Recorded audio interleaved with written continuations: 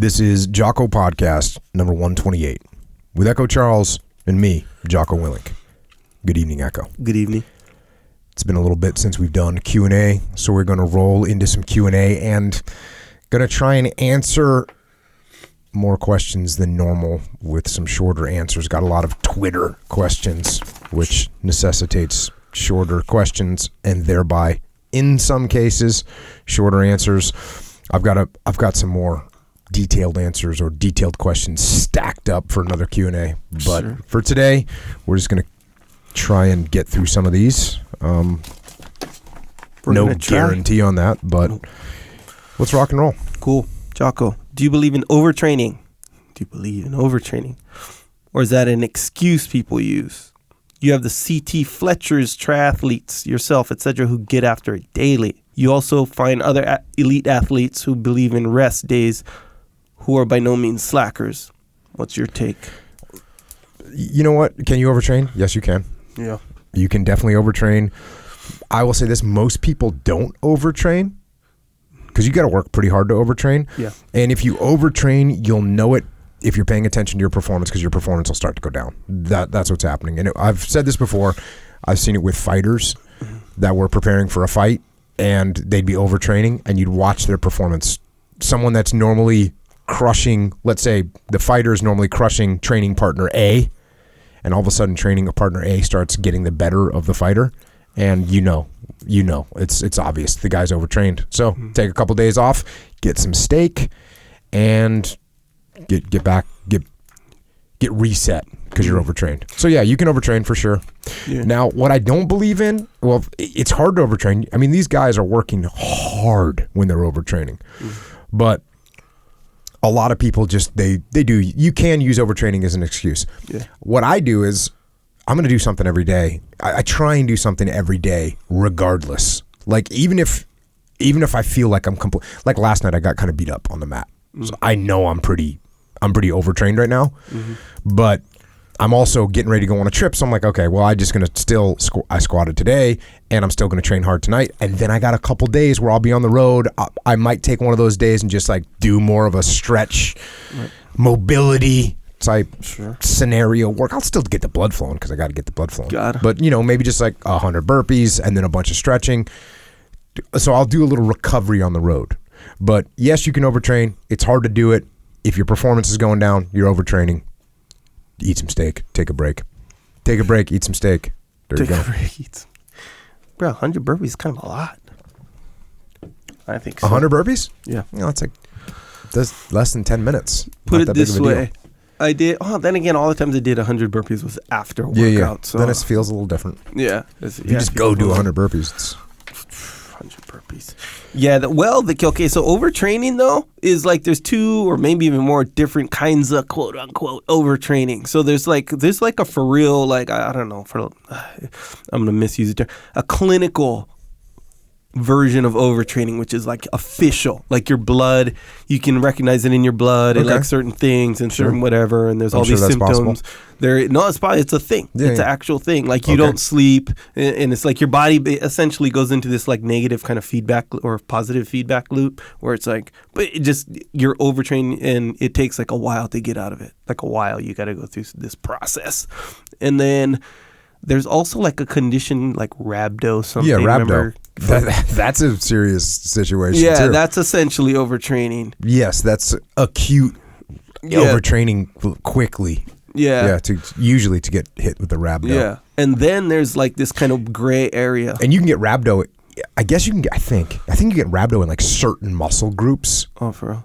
But anyways, rhabdo, yeah, that'll take you out. I remember Cake Nuts we're rolling. Cake Nuts, he's the kind of guy who's like just kind of down for anything. Not this kind of like fire plug type guy because he's super mellow, but he's just down for anything. Like the kind where if you're going to go do something kind of weird, he'll always sort of just be there. He always kind of says yes. So anyway, we're training and he, when someone asks you to roll and you're done, you're like, oh no, done, maybe next time, you know? Not Cake Nuts. No, he was like, okay, does, and you could tell he was like tired. He's like, okay, and then we're all done already, and then you know how certain guys come in late or whatever, maybe 1-2 guys, and another guy asked him to roll, and we're like, dang, Cake Nuts is still rolling, and I think he even rolled before us too. and he was just rolling. He might have did some other PT or whatever. He's like, man, I'm pretty tired right now. And then another guy asked him, "Oh, let's roll," and he's like, "Okay," and we're just laughing like it was kind of like a joke. Plus, he's a white belt. Yeah, which means all these rolls are not like relaxed scenarios. They're actual level 9 death battles. Yeah, he's going for it. Yeah, he's a purple belt now, by the way. Oh, that's cool. Yeah, but yeah, at the time I think he was a white belt, and yeah, so he goes in. He's like, "Man, I'm tired. I'm messed up," and I was like, "Yeah, man, I dig it. You rolled a lot," and sure, and come to find out he had rhabdo. Yeah. But anyway, and then there's a gray area overtraining, where you're training a lot, maybe your testosterone will be down from training a lot, and your nutrition may or may not be all that kind of thing, so your performance does go down. You feel a little bit more tired going into training. If you're lifting or whatever, you can't lift as heavy and all this stuff. That's like you're not overtrained though. You just, how you say, just eat a steak, and a day, 2 days later, boom, you're kind of back in the game, kind of thing. But I don't think that's technically overtrained.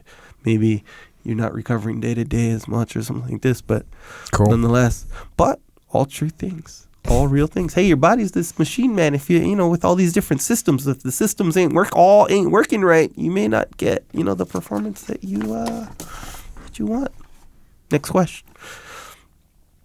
What would you pack for lunch if you had a typical 9-to-5 job? Yeah, chicken, steak, beef jerky, nuts. I don't know, a salad. No big shocker there. Yeah, right. Just don't eat the donuts in the office. Next question. No tuna sandwich. No. Tuna sandwich, whole wheat bread, tomato, lettuce, sprouts. That's your go-to? No, that's what my mom would probably pack for me if she was packing my lunch. But people weren't asking what your mom would pack for you for lunch when you were young. That wasn't the quest. I know, man, but it kind of sounds... You know what my mom would have packed for me when I was young? Yeah. PB&J. All right, cool. There it is. That's good. Bag of potato chips. Oh, that's not good. Well, how's PB&J good, but potato chips are not good? I just meant PB&J is the same. It tastes good. Thing. Actually, but peanut butter is good. And of course, what I would do is take the potato chips and put them on the like peanut a butter and cycle. jelly sandwich. Yeah, like a cycle. All good. But yeah. So there you go. You guys know what to eat. Come on. It's rock and roll. But here, I'm sure they're asking because that is kind of a thing. Like you have a 9-to-5 job, right? And especially if kind of the culture is like, okay, I go to work, and then boom, we all go to lunch. Me and my boys from work, we go to lunch, maybe a bar, maybe, kind of thing. But they want to break the cycle. So it's like, it's kind of common knowledge. Like, okay, break the cycle, bring your own lunch. Definitely bring your own lunch. Not only will you eat better, but you also won't spend $19 for lunch. Yeah, you'll spend like $6 for lunch, and it'll be better for you. So that's just okay. So maybe I should have made that more clear. Don't go out to the little corner store or whatever, the corner restaurant, and spend $28 for crappy food that's going to make you fat and lazy. Yeah, just pack your own food that costs $6 that's going to make you lean, strong, and smarter. Yeah, but and then therein comes this question. I think, I don't know, but I think so, because let's say you've never done that before. Yeah, sounds crazy, but here's the thing. There we go. Because how's this? So Greg trained, right? He always eats out, and I don't think he ever cooks at home or whatever, right? And me, I kind of do both, whatever. But I cook at home. I have my go-to little things right at home. So we're talking, and I was explaining to him, I'll just do this when I'm on the program. I'll do this. I'll make this, and he's like, "Dang, you actually do that, huh? Like cook and make stuff at home." He's all surprised. Yeah, like it was like this foreign thing for real. Okay, I'll give you a go-to right now. If you want to talk go-tos, you said tuna. I have tin chicken. Like, I don't even know. My wife calls it tin chicken. It comes chicken in a can. Yeah. Because I don't really like fish. Sure. And so I have chicken in a can. Mm-hmm. Open it up, put some mayonnaise in there. You're good. Yeah. Food. Yeah, I'll do that too. And you can get big cans of chicken. Yeah. Go to Costco. That's a total go-to. Yeah. Yeah, that's a good one. A lot of sodium a lot of times in those ones, if you care about those kinds of things. But yeah, there's a lot of chicken in there too. You know what you can do with that too, if you have just a little bit more time? The chicken, the one in the can is good because it's so fast. Boom, boom, boom, one speed. But if you can kind of halfway boil some chicken, chop it up, saute it, right, with some stuff, right? And then chop it up even more, boom, add the mayonnaise. It's kind of the same deal. And you can do it that way. You don't need the canned chicken. Some people do not prefer canned chicken though. That's cool. That's the thing. They can do other things. Yeah. Then that's the other thing I'm talking about. Anyway, so you know, how did your mom make chicken? No, I'm just kidding. It was like a whole thing. That one. Anyway, you know how it was foreign to Greg to actually cook at home. It's foreign for people to actually make a lunch. So they're like, man, where do I start with this thing? What do I do? And then usually, in fact, from what I understand anyway, usually it's kind of like, I'll kind of sort of buy a lunch while I'm not at work. You know, maybe go to the store, buy one of these box lunches or something, and then bring it in. But is it's like, that man, even a thing? It's defeating the purpose. Yeah, it's a thing, but it's defeating the purpose. You make the lunch like a sandwich or something like that. Yeah. I'm telling you. Cool. It works. That's the direction you want to go. That's my opinion. Next question. You've mentioned being involved in real estate. Are you still involved? How'd you get started? Whether flipping or renting. Flipping meaning buying, fixing up and selling houses, or renting or whatever. Did you start with a lot of money or no? Is it something you are or were very hands-on with, or contract work out? I've been real lucky with the whole real estate thing. Part of it's because I was in the military, and while the crash happened, I didn't even barely knew there was an economic crash going on. Okay. And so we're talking 2007, 2008 time frame when the market crashed, and I was in the military, so I just kept doing what I was doing and bought some houses then, and I would say and then I've continued to do that. So it's a good investment long term. Short term, you can get screwed. If you think you're going to buy something right now, like for instance, flipping a house, that's cool. You can make a lot of money, but also you could buy a house for $200,000 and think you're going to fix it up and sell it for $300,000.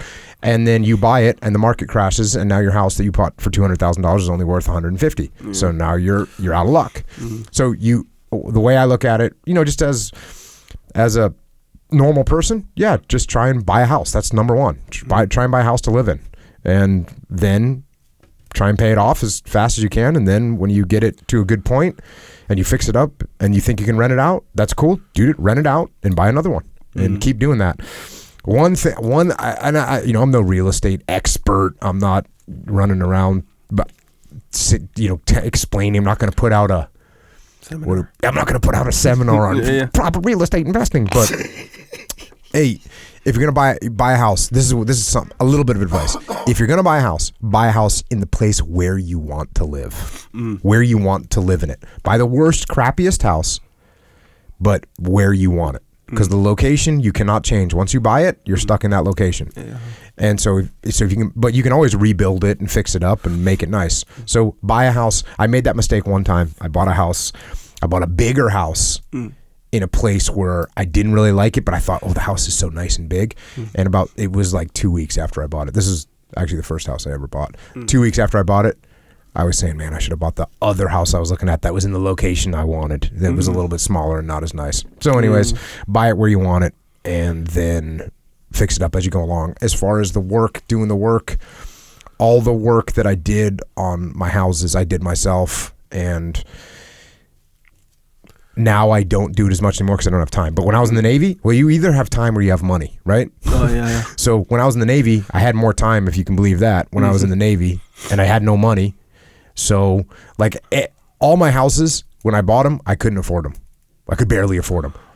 Yeah. So you got to be, now I'm not advising that, because if you got to be able to suck it up if things go sideways. You're going to be living on no money, living lean. It's going to be a lean Christmas. That's what my parents used to say to me, and that's what I said to my kids. It's going to be a lean Christmas. So you got to be ready for the lean Christmas. Some people aren't ready for a lean Christmas. Yes. Some people cannot live. Some people cannot control their expenses if things go bad. And when I bought just about every house I bought, when I got into my house, it was like, okay, we made it. Now we're going to starve for 2 years or whatever, trying to get everything squared away again. So anyways, you got to be smart, but it definitely makes more sense to buy. I shouldn't say this because there's some people that argue against it. I think if you're going to live somewhere for a while, buy a house instead of paying someone else's mortgage. Pay your own and try and pay it down as quick as you can. That's it. Yeah. It's my advice. Cool. Agree. I guess. I don't know. I'm only less of an expert in that. Yeah, like here's an idea. When you join the military, save up all your money. Don't spend it on booze, which you're going to. You're going to want to, because everyone's going to be going out. Don't do that. Buy whatever you can buy. Buy a little condo. Buy something, and then rent out the rooms that are in it. And you sleep on the couch, and you rent out the rooms, and you're paying the mortgage. As soon as you get that thing kind of stable, boom, go and buy another one. Yeah, and that's how you can start doing it. You said that it was easier for you in the because you were in the military. Why? Why is it easier? Because my paycheck was coming no matter what. It wasn't like I was going to get laid off. I mean, so many people got laid off during the economic downturn. Oh, right, yeah. They couldn't afford their mortgage payments anymore, and that made the bad situation even worse. Yeah. So for me, it was like I was just sitting there collecting my paycheck as normal. Didn't even really realize that the market was getting destroyed on all fronts. Yeah. Because I was in the military. Yeah. And I wasn't sitting around staring at the stock market every day trying to figure out where it was going to go. Right. And do you get, I mean, you do, right? You get like benefits or loans easier or whatever. Yeah, there's something called a VA loan. Yeah, which is a good loan. It's a good loan, and you can only get one though. So I mean, I use that. You can reset it and you use it on other houses, which I've done a couple times. But that's a cool like little jumping off point. It's a really good jumping off point. Yeah, it's a really good jumping off point for sure. But the thing to be careful of is speculating and thinking that the prices of houses is always going to go up, which is what everyone thought in 2006, 2007, 2008. Hey, don't worry, the prices are just going to keep going up. Yeah, they're not. They're going to come down sometimes. Yeah, and so you can't bank on that.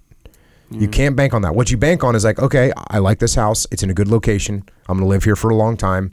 If I get stuck in it for a long time, I don't mind. I won't be mad. And I can suffer. Okay. I can make my family suffer. Okay. Like, when you can't take your family out for dinner for months on end, like, oh no, sorry, we're not going out for dinner. Yeah. Oh, no, we're not doing that. We're not buying that. Buying your kids used stuff for Christmas, which I did when I was in the military. Like, hey, I'd love to get you something new, but guess what? Sometimes Santa Claus brings some stuff, some recycled goods. Some other kids didn't want it. That's fine. Yeah. If you don't have that in you to suck it up and live lean, then you don't. Then you need to make different decisions. Yeah, because a lot of times I know it was like this in like 07, 06 maybe, where guys, like, I remember seeing people, a lot of people were just becoming loan officers. Oh, yeah, for sure. Like flipping houses, kind of thing. And it's kind of like, they look at it as like this get rich quick kind of thing. And then they're like, yeah, let me just do it. It's easy, no experience necessary, all this stuff. And then they'll do it all uneducated, all like with none of what you just said, none of that. And well, I got a buddy that he was telling me the story because he was in the SEAL teams. And during that market boom, during the housing market boom, he bought like 5 houses. Yeah. And he's so funny to hear him because he's a humble guy. And he's telling me the story. This is 10 years ago he was telling me the story, but he's like, yeah, when I was doing this, I thought everyone else was so stupid. Yeah. I thought I was just the smartest guy in the world because what he was doing was getting these loans that he couldn't afford, but at that time, the mortgage people were giving loans to anybody. Yeah. And he did it, and he did it over and over, and so he ended up with 5 houses. And he said he remembered asking another real estate guy, like, "Hey, what if the housing prices go down?" Yeah. And the guy's like, "That's not going to happen. And if it does, even if it did happen, you'd have 6 months to a year to offload all your properties, and it's no problem." Yeah. Within a month of that, the market turned, and he said 30 days later, every one of his properties was upside down, meaning he owed more than they were worth in 30 days. 30 days. And he ended up foreclosing on all those houses except for one. He was lucky enough to keep the one that he lived in. Yeah. But anyway, so yeah, don't, be measured. It's balanced. Don't just get crazy. Yeah. Yeah, it's not like this get rich. Like the risks situation I would take was the risk of, okay, if things don't go well, it's going to be a lean Christmas. And I'm okay with that. If you're not okay with a lean Christmas and not going out for dinner and buying your kids used presents for Christmas, if you're not okay with that, what do you want for your birthday? Oh, you want something for your birthday? Cool. I'll get you something that resembles that, but it might not be the act. If you're not okay with that, then don't do it. I never would gamble the fact that, okay, if this goes wrong, we won't have anywhere to live. That's a different level gamble, and I didn't gamble that. Yeah. I didn't gamble like, okay, if the market goes sideways, I'm not going to have a place to live. I didn't gamble that. Yeah. If the market goes sideways, hey, it's going to be a lean Christmas. Yeah. And even you, like by your own admission, you said, I'd do it where I'd live lean kind of thing. Like you don't have to do it that way. Like you can be set way more. Yeah. You could give padding yourself more padding. Yeah. But no risk, no reward. But don't risk everything. Be smart. Be calculated. Gotcha. So yeah, buy something. Buy something when you're young. Hang on to it. Rent it out. Buy something else. Hang on to it. Rent it out. That's a good plan. It's a good long-term plan. Gotcha. Jocko. Long-term plan. Long-term, because the market goes up and down. Yeah. That's probably good advice most of the time anyway. Long-term. Yeah. Think long-term, right? Think long-term. That's what they say. Downtime. Do you ever watch mindless I asked you this question before. Do you ever watch mindless TV or YouTube videos to decompress at the end of the day? Or is that laziness justifying wasted time? Quite frankly, I don't have a lot of free time to do that. Yeah. Even if I was all fired up to watch a mindless video on YouTube. Yeah. So I guess not really. If I'm going to decompress, sometimes my kids will want to watch something, and I'll sit there and watch an episode of whatever. So go watch an episode of The Office or something like that. Yeah, it's kind of good. Kind of mindless. Kind of funny. Yeah. Yeah, that's all. That makes sense. Same deal, I think. I used to, of course I watched my Hawaii 5-0. That's a good one. Kind of mindless, I guess. I can tell you this. I've watched zero. If they put it on screen right now, I wouldn't even know what it was. Leif, we were in the hotel gym the other day. Leif's like, check it out. Yeah, and he points to the TV. I'm like, what? And he's like, that's Hawaii 5-0. I didn't even know what he was talking about. Yeah. Yeah, he took a picture of it. Yeah, he took a picture of it. He said he felt your presence. Yeah. It's good. Yeah. That would have fired me up. Best workout in the world right there. Hawaii 5-0 workout. Boom. Check. Next question. I'm a high school football coach. When you were in charge of training, at what point did you use mass punishment? Yeah, mass punishment. That's basically when the team's not working together. Gotcha. Right? When the team's not working together, and that can take all kinds of forms, right? But if they're not working together, they're going to get punished together. If they're blaming each other, they're going to get punished together. If they're not supporting each other, they're going to get punished together. One thing that I think where the gray area is if you have an individual that's making mistakes, having problems, not performing correctly, and then the team, whose responsibility is it to get that person up to speed? It's the team's responsibility. So if that person continually has a problem, it's like, hey, if the team doesn't take care of that problem, then the team has to pay. Yeah, Check. Yeah, it makes sense, man. Next question. Instilling and maintaining discipline in subjective career fields such as becoming a musician, artist, etc. How do you face the obstacles thrown at you when you're subjected to people's opinions to make a living and not the standard? Do your job type of lifestyles. This question, I'm not sure if I have an answer that people are going to want to hear on this one. I think, first of all, I originally thought like, okay, this is about discipline, and you need discipline to get good at your craft, because that's for sure, right? If you want to get good at music or art or whatever, you gotta have the discipline to practice it. But that's not really what the question's about. The question's about how do you survive and how do you deal with it when people might not like what you make. Yeah. And from my perspective, I think you should do things like art and music because you really love doing them and not to make money. And I think if you do those things truthfully from the heart, then it will strike a chord with other people in many, many cases, because human beings have whatever. Human nature is all kind of the same. And so if you do something, then people will like it, and then you will end up with people that like your work. If you're doing art or music or whatever to make money, if that's your goal, well, then it's going to be subjective, and that's going to be problematic because people might not like what you're doing. And so then what you do, you change it a little bit, and then you change it a little bit, and you change it a little bit. So I don't know. To me, it's like I would rather have another job that makes me money so I can get by, so that I can do what I want artistically, if that makes sense. I actually had a guy the other day that was like saying, you get up early, but different people that are artistic, they have to have a different path. Yeah. Because they, if someone's gonna make music, or they're gonna draw or paint, or they're gonna write, they need to have freedom. Yeah. I was like, well, I'm kind of written some books, and I play music in a band, and we make rock and roll. You know what I mean? Yes. I didn't get all crazy with the guy. I wasn't to be like, no, I'm an artist too. I just was like, hey man, if you wanna, you do what you want, man. Yeah. I'm not here to help you out. But that's kind of like doing the podcast. Like the podcast isn't like, oh well, we need to do this so that we can get more people to listen, so that we can get more money. It's no, actually, if you don't want to listen to this, don't listen, and we're beholden to no one. Yeah. No advertiser's going to pull their advertising from us because we don't have any. Yeah. Yeah. So we can do what we want. Yeah. And not be worried about what other people think. Yeah. And I think when you do that, here's the where the thread ties back in. I think if you're doing what you want and you're creating what you want from the heart, truthfully, when it gets out there, people will get into it. Next question. How can I introduce my female boss to the extreme ownership way without being offensive?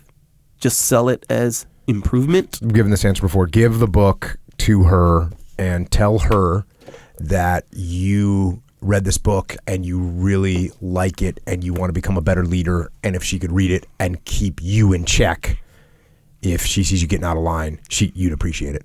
And then just let her read it. Yeah. Then let the book work. It was funny. You guys were talking about this at the muster. I think maybe you said it. Maybe Leif said it. I don't know. But you were like, I'll tell you how you don't do it. Yeah. Throw the book at her and say, you need to square yourself away. Read this book. Of course. You don't do that. That was funny. Not good. No.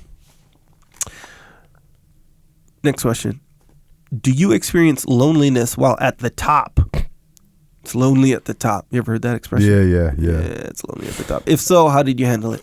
Actually not really. And I guess from my perspective, I look at the top being when I was in a leadership position, when I was a platoon commander or a task unit commander or the commander of the training detachment. Was it lonely at the top? Not really, man. I had friends and people that I hung out with and people that I would trust to talk and have conversations with. And so that wasn't really a factor. And then on top of that, I actually don't really mind being alone. It's not a big deal to me. I don't feel lonely when I'm by myself. I'm fine. Yeah. Somebody asked me the other day, are you an introvert or an extrovert? Yeah. And I was like, I'm probably both. And they're like, no, but you have to be one, of course, because right. They said so. The test or whatever. Yeah. And I said, well, I don't care. I literally don't care. Well, like if I'm in a room with a bunch of people, okay. If I'm in a room by myself, don't care. Whatever, bring it. Yeah. No big deal. Yeah, I think the extrovert, if I'm not mistaken, like has a need, like they're like attracted to, other people being there. And yeah, so I guess that's what I said. I'm like, yeah, that's fine. Whatever. Don't care. Yeah. Alone. So yeah. And I always, like I said, I had friends that I trusted and were good enough friends that they weren't going to be trying to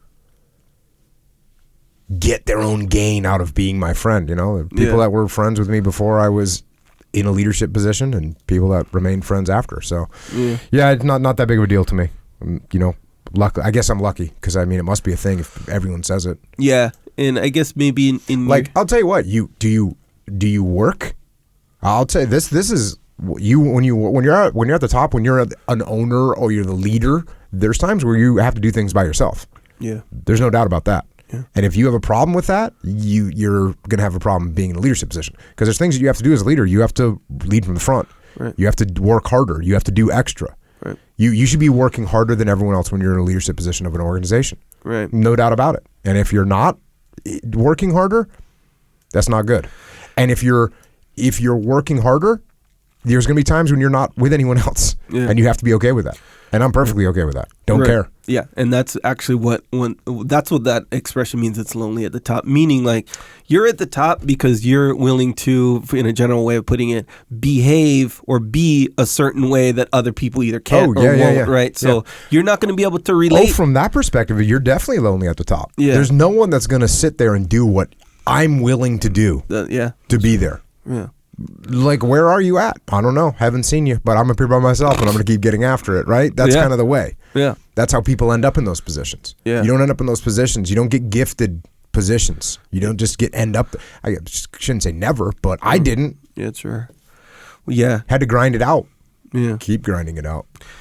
I think, you know what, thinking about this question, I think what you said doesn't surprise me at all. Because as a human being, I think we all kind of, maybe sometimes we do, sometimes we don't, admit that it is good and nice to have like someone there kind of supporting you in this way where you kind of feel like, oh, your feelings matter kind of thing. Yeah, it sounds super soft, but it's like kind of deep down inside where like, let's say, you know how like, you know, listen. So, you know, the idea that like people just don't understand. You know, that concept. Okay, people just don't get it. They don't understand or whatever. Yeah. So when you go to the top, that feeling is everywhere. The people just don't understand. This is the difference. I don't look at people in a negative light because they don't get it. I'm fine with it. Yeah. Like I recognize that I recognize that I'm not 100% normal. Yeah. And I'm not. Yeah. It's that's not. The point. I don't look down. Right. I said this. Where did I just get interviewed? Oh, I got interviewed on a Business Insider. And he's like, well, do you always keep your discipline? I was like, no, people get out of the SEAL teams and they get fat and they don't care anymore. And it's like, I don't care about that. I'm stoked. You know, that means they're stoked and eating breakfast in bed and they're hanging out with their kids. It's all good. I don't have a negative opinion of them. Just like I don't have a negative opinion of someone that prioritizes things differently than me. It's fine. Yeah.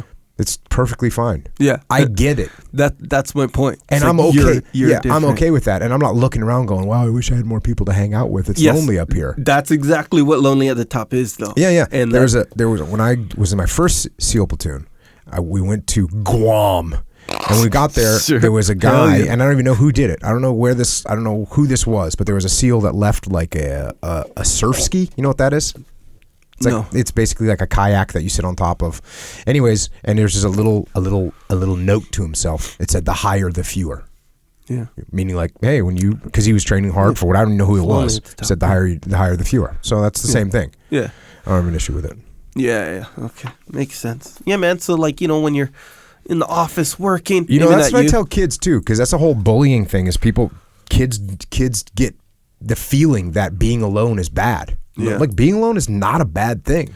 You should be comfortable being alone. Yeah. Yeah, and as a normal human being, I think for the most part, okay, being alone is one thing, but being alone with no choice is another. So like if you're at the office because you just grind all day, you're at the top, it's lonely at the top, whatever. You're in the office, you're working. Everyone else is out at Thanksgiving, whatever, but you're working because you got to work. You're at the top. You're still the man, but you're working, kind of thing. Some people, not you, some people will be like, man, like I'm in this top position, but I give up like all these you definitely give up things, and yeah, exactly right. But again, you say you're okay with it. I get it, of course. Yeah, but if it gets to a point where I'm not okay with it, then I adjust the balance. There you go. Okay, that's how you deal with it. Yeah, adjust the balance. But you got to be playing the long-term game. Yeah, not the short-term gratification. Yeah. Check. Next question. Would you ever consider being in the reboot of The Office? Oh, you mentioned The Office. That's why I mentioned it. I had read the questions earlier, but so it was kind of in my head. Layers. Do you like Dwight Schrute the best? Schrute? Did I say that right? Schrute? Dwight Schrute. What's wrong with you? Schrute Farms. Yeah. The Office is a great show. And my kids are obsessed with The Office for some reason. So I watch The Office sometimes with them. There's a British version of The Office. And I actually prefer the British version of The Office. Mm-hmm. I guess because it's just my personality. But the British version of The Office is kind of depressing. Okay. It's funny, but it's kind of depressing because the American one goes over the top. The characters are over the top. They're an extreme. Yeah. So they're funny. Yeah. You go, oh, that's funny for the boss to have that attitude. It's a caricature. Yeah, yeah. The British one is toned back just enough that it's more realistic, and it's a little bit depressing. Okay. And that's what my kid. I told my kids, you got to watch the British one. The British one is much better. And my kids watching, like, I don't want to watch that. It's depressing. So yeah, that's great. And Dwight Schrute is an awesome character. Yes, because everyone knows a Dwight Schrute. Who's Dwight Schrute in The Office? He's a character in The Office. Which one though? I mean, I've seen it and stuff, but I don't know the names of the guys. He's a guy with glasses. That, does self-defense and he's very super dorky. Yeah. So anyways, that's Dwight Schrute. Check. So you would be in it if they're like reboot of The Office. Hey, Jocko, we want you to be Dwight Schrute or whoever. I could be. Yeah. What's the main guy's name? Michael, right? The character, I mean? Yeah, the boss. Yeah, Michael. Actually, what's funny is when you watch that show, you can see leadership issues. Yeah, they're glaring. You see the glaring leadership issues. Yeah. It's a good little lessons learned for leadership in there. Yeah, sure. So who do you be? Who's your choice? Well, hey, Jocko. Reboot. Oh, I'd have to be one of the people that are in there? Yeah. This is, reboot. Actually, what would be cool is be a super hardcore version of Dwight Schrute. Like a legit super hardcore version of Dwight Schrute. That'd be pretty funny. Well, isn't the whole comic genius behind the character of Dwight Schrute is that he's so dorky, like a Napoleon Dynamite type guy, right? Like he's like so dorky, but he's like I'd be a super hardcore Dwight Schrute. So you could be super hardcore, but it'd be inverse. You'd be just dorky. Like you're you know how Dwight Schrute is trying to sell his hardcoreness, but he's just dorky. If you take any character to the extreme, it can be funny. Yeah. So in your case, actually, if you like, when I'm on Twitter, I take my character. Sure. You know, when someone says, "What's a good dessert?" Steak. Right. I'm just having fun. Yeah. Right. So, you're like that through text message too, by the way, just so everyone knows. So so your character is hardcore, underlying hardcore. That's like the known thing. But then you're trying to be all, I don't know, like smart or something, like like a studious. This is for the reboot. The man. Reboot. Yeah. I'm not worried about it. No, man, that's how it is. Don't mess with the classic. Oh, All right. Next question: has seeing kids in hellholes ever made parenting harder for you? Living or not living, kids? Not really. When I was overseas and you'd see kids in horrible situations, it just makes you appreciate the opportunity that you have to provide for your kids and to try and help those kids as much as you can. So I don't think it made parenting harder for me. Yeah.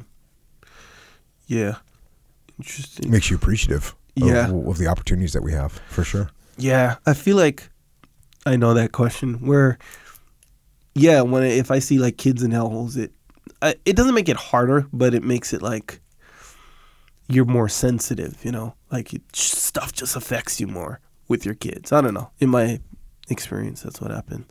Because you kind of can't. You can be that way. Like it messes you up when you see like my wife will read like trafficking, like human trafficking articles and stuff, and you see whether it be pictures or video, whatever, and so it kind of leaves a mark in your brain. So I don't know, maybe you're just playing everyday kind of stuff and you see your kid and you're like, dang, you can't help but remember those pictures and do a comparison. Oh, yeah. And well, that'll make you paranoid too, in a good way, in a positive way. Yeah, you got to be careful with your kids. There's evil people out there, for sure. Next question. How do you reduce your boss's anxiety levels? Do a really good job. You know what I mean? Stay ahead of the power curve, do a really good job, keep them informed, and kick ass. And that's how you relieve your boss's anxiety. Step up. Yeah. That's good advice for your wife too, by the way. Relieving your wife's anxiety levels? Yep. Yeah, for sure. Take lead, right? Not lead like, call all the shots necessarily, but if you guys are trying to figure out where to go for dinner, boom. Call it, man. Don't be like, oh, whatever you want. Don't do that. Don't create the leadership void. Mm-hmm. Don't do that. Check. I learned that from you, by the way. Next question. Trying to keep in shape while traveling long term and not having gym access as an excuse for letting my standards slip. Best pieces of kit training styles for maintaining conditioning and adding mass while living out of the backpack. Dude, get rings. Yeah. Get rings, get gymnastics, wood gymnastic rings. Why wood? Because plastic or metal will make you get sweaty and slip, and you have to bring a ton of chalk. You need a little bit of chalk with wood rings. It's a little more absorbent. They're the best thing to grab onto. Okay. So yeah, get wood gymnastic rings. You can carry them anywhere. And then just do a bunch of calisthenics. I mean, come on, man. Just I don't know. burpees, what? Adding mass. How do you know, add mass? Kind of you got to get creative. Yeah, you got to get creative. Yeah. But it's, instead of doing squats, air squats, do jump squats. So you're doing something dynamic. Do plyometrics. Yeah, do one-legged pistols. Yeah, all that stuff. Yeah, I got to do that right now. Like I can't. You can't drill the hole in my. This is called the ulna bone. Mm-hmm. So they drilled a hole and they attach the tendon not in the hole. They push the tendon through the hole. They put an anchor at the end of it. Cool. Boom. Anyway, a lot of swelling in the forearm. You can't grab nothing. You can't grab anything and have weight. Mm-hmm. So calisthenics, you got to kind of make your wrist in a position in a comfortable position, and you can do calisthenics. Anyway. Point there is I'm in that boat where lifting weights is not an option at this very moment for me. So you got to kind of get creative. So like a push-up, you can make the push-ups harder if you put your feet up. And the higher you put your feet, the harder it becomes. Or you do like a one-arm push-up situation. Mm-hmm. And then you can do like a decline, like, you go on a counter first, right? Okay, how many of these one-arm push-ups? You can do more than 20. Okay, maybe you go for like a chair or something like this, something shorter. Boom, you can do more than 20 of those. Okay, now I can go to the ground. See what I'm saying? And then you can go raise your feet up as time goes on. Boom, there you go. Good and actually body weight through space is the best way to build size in your muscles there. As far as like exercises go. It's good information. It is. Better than deadlifting and squatting? Well, okay, so that deadlifting, squatting, that's going to be, it's going to depend on the weight, but think about this. Deadlifting and squatting is moving your body through space. So doing an air squat, you're moving your body through space as opposed to I meant leg squatting press. with weight. Right. I'm talking back squat. Right. But front squat. Yeah. Getting fucking heavy with fucking squats, yeah. But again, like I said, moving your body through space are the best exercises for mass. What is not moving your body through space? Like, okay, a squat compared to a leg press. So if you go leg press, well, I haven't even. Those aren't even in my mind. I know, bro, but this guy asking the question, it might be. So I'm trying to help him out. I don't want to help you out. You got the whole exercise thing figured out. I get it. You're an expert in your boring workouts. We'll talk about that later. Nonetheless, so that body weights or moving your body through space is the best exercise. The problem is, or tends to be, that your body has a fixed amount of weight, more or less. So you can't adjust the weight. And usually you can move your body through space a bunch of times. If you do air squats, you can do a bunch of air squats. So it doesn't provide the quote-unquote tension that you need to build mass. That's why you go one at a time, create more tension on your muscles while still moving your body through space, which could wind up to be a better exercise for you. That's what I'm saying. That's good advice. Okay, man. Whatever, Brad. Don't act like it's crazy that I'm saying this stuff. That's the question. You really threw me for a loop about. With this whole moving your body through space thing. Yeah, that's additional information. Very valuable. I just have no idea what that. I kind of get it now. Yeah, but you were saying it as if it was some unknown. It is unknown. Moving your body through space. Yeah. Okay. So you know what a hammer strength machine is? Okay. So it's all it's like a I don't know, like a lever kind of thing. Yeah. Technically, it's like, you put some plates on it, you push it. There's no pulley or nothing, but you're whatever. not moving your body through space. You're not moving your body through space. So I'm kind of creating the spectrum here. So just consider that. Then it's kind of far down. There's other movement or things that are further down the spectrum, but that's fixed movement. There's no balance required. There's no whatever. It's just like you're just pushing weight. It's isolation movements, isolated, right? Yeah, plane. The plane is isolated, all this stuff. The plane of movement. Cool. Right? So that will have less neuromuscular activity when you push it, even if you're pushing heavy weights, than something like graduate to like a barbell bench press, right? For example. But even though you do have to balance, so that's a big step up. But even that, you don't have to balance in certain planes. Certain planes of movement, you don't have to balance. Like what do you call this one? Lateral whatever. The lateral movement on a barbell bench press, which is the bar, you don't have to balance. It's fixed. But front and back or forward and back, whatever, you do have to balance. So, still good. Now go to dumbbells. Now you have 360-degree plane of movement that you have to balance, more neuromuscular activity. So dumbbells are better than barbells in that way, neuromuscular activity. And you can adjust the weight. So you can do things where you can only do 3 reps. You can do things you can do 20 reps if you want. So boom, great exercise. Can't really do it in a hotel room, but just saying, generally speaking, good exercise. But now you go, the tip top, the best exercise for neuromuscular activity would be push-ups. Because same thing, you're moving your body through space. You're not balancing weight, you're balancing push-ups on rings. Oh, boom. Even okay. better. Even better. Now you're going like creative, which is good. That's like beyond the spectrum, which is good. Totally good. But so yeah, keep these things in mind, I think, when you do a thing. So if you can add, or when you do a workout, so if you can add weight, that's the challenge. If you can add weight to these moving your body through space exercises, that's when you're going to get good exercise. I think now I'm just going to take this one step further. Do it. Because you don't necessarily have to add weight. As you stated earlier, yes, you can adjust how you're moving your body through space. Exactly right. And then you can get additional, and I'll tell you what really makes this obvious is if you do any gymnastics training. Mm-hmm. If you do a pull-up, that's hard. Mm-hmm. If you do a tuck pull-up where your knees are pulled up, mm-hmm. that's even harder. If you do a L-sit pull-up where your knees are up but your feet are pointed straight forward, that's even harder. Each one of those things is a little bit harder. Yeah. Same thing with a dip, like just a regular dip. If you let your feet hang, it's easier. Mm-hmm. If you bring it up to a tuck, it's a little harder. If you bring it up to an L, it's even harder. So you can keep doing these things. Yeah. And there's squats that you can do. I mean, just doing pistols alone, that's a lot harder. Some people can't even do pistols. Yeah. And so you might have to do an assisted pistol to start off. Yeah. So yeah, you can make it happen. Pistol's kind of hard, man, especially if you've never done it before. Pistol's hard because the balance. Yeah, there's front, a balance. Back, and side-to-side balance. Yeah. It's hard, 360-degree plane of balancing. That's what this whole thing's about. Moving your body through space. Is that what it is? Yep, moving your body through space. That's where'd you read that? Old school Bulgarian philosophy workout program called, this is the old school, never deviated from it much. The core, really good too, by the way. It's called, what is it called? I remember Serious Growth is what it's called. Weird, right? Like, that's such a lame name. But man, I was in high school and I was like, all right, you read all these things, right? And, in the back of the, Muscle Magazine or whatever, and the little article. I remember all the Bulgarian. It was kind of like, that was a big thing. No kidding. The Bulgarian. Well, yeah, because the Bulgarians were doing really good at weightlifting. Yeah, and on Kauai, no one knew. It was weird.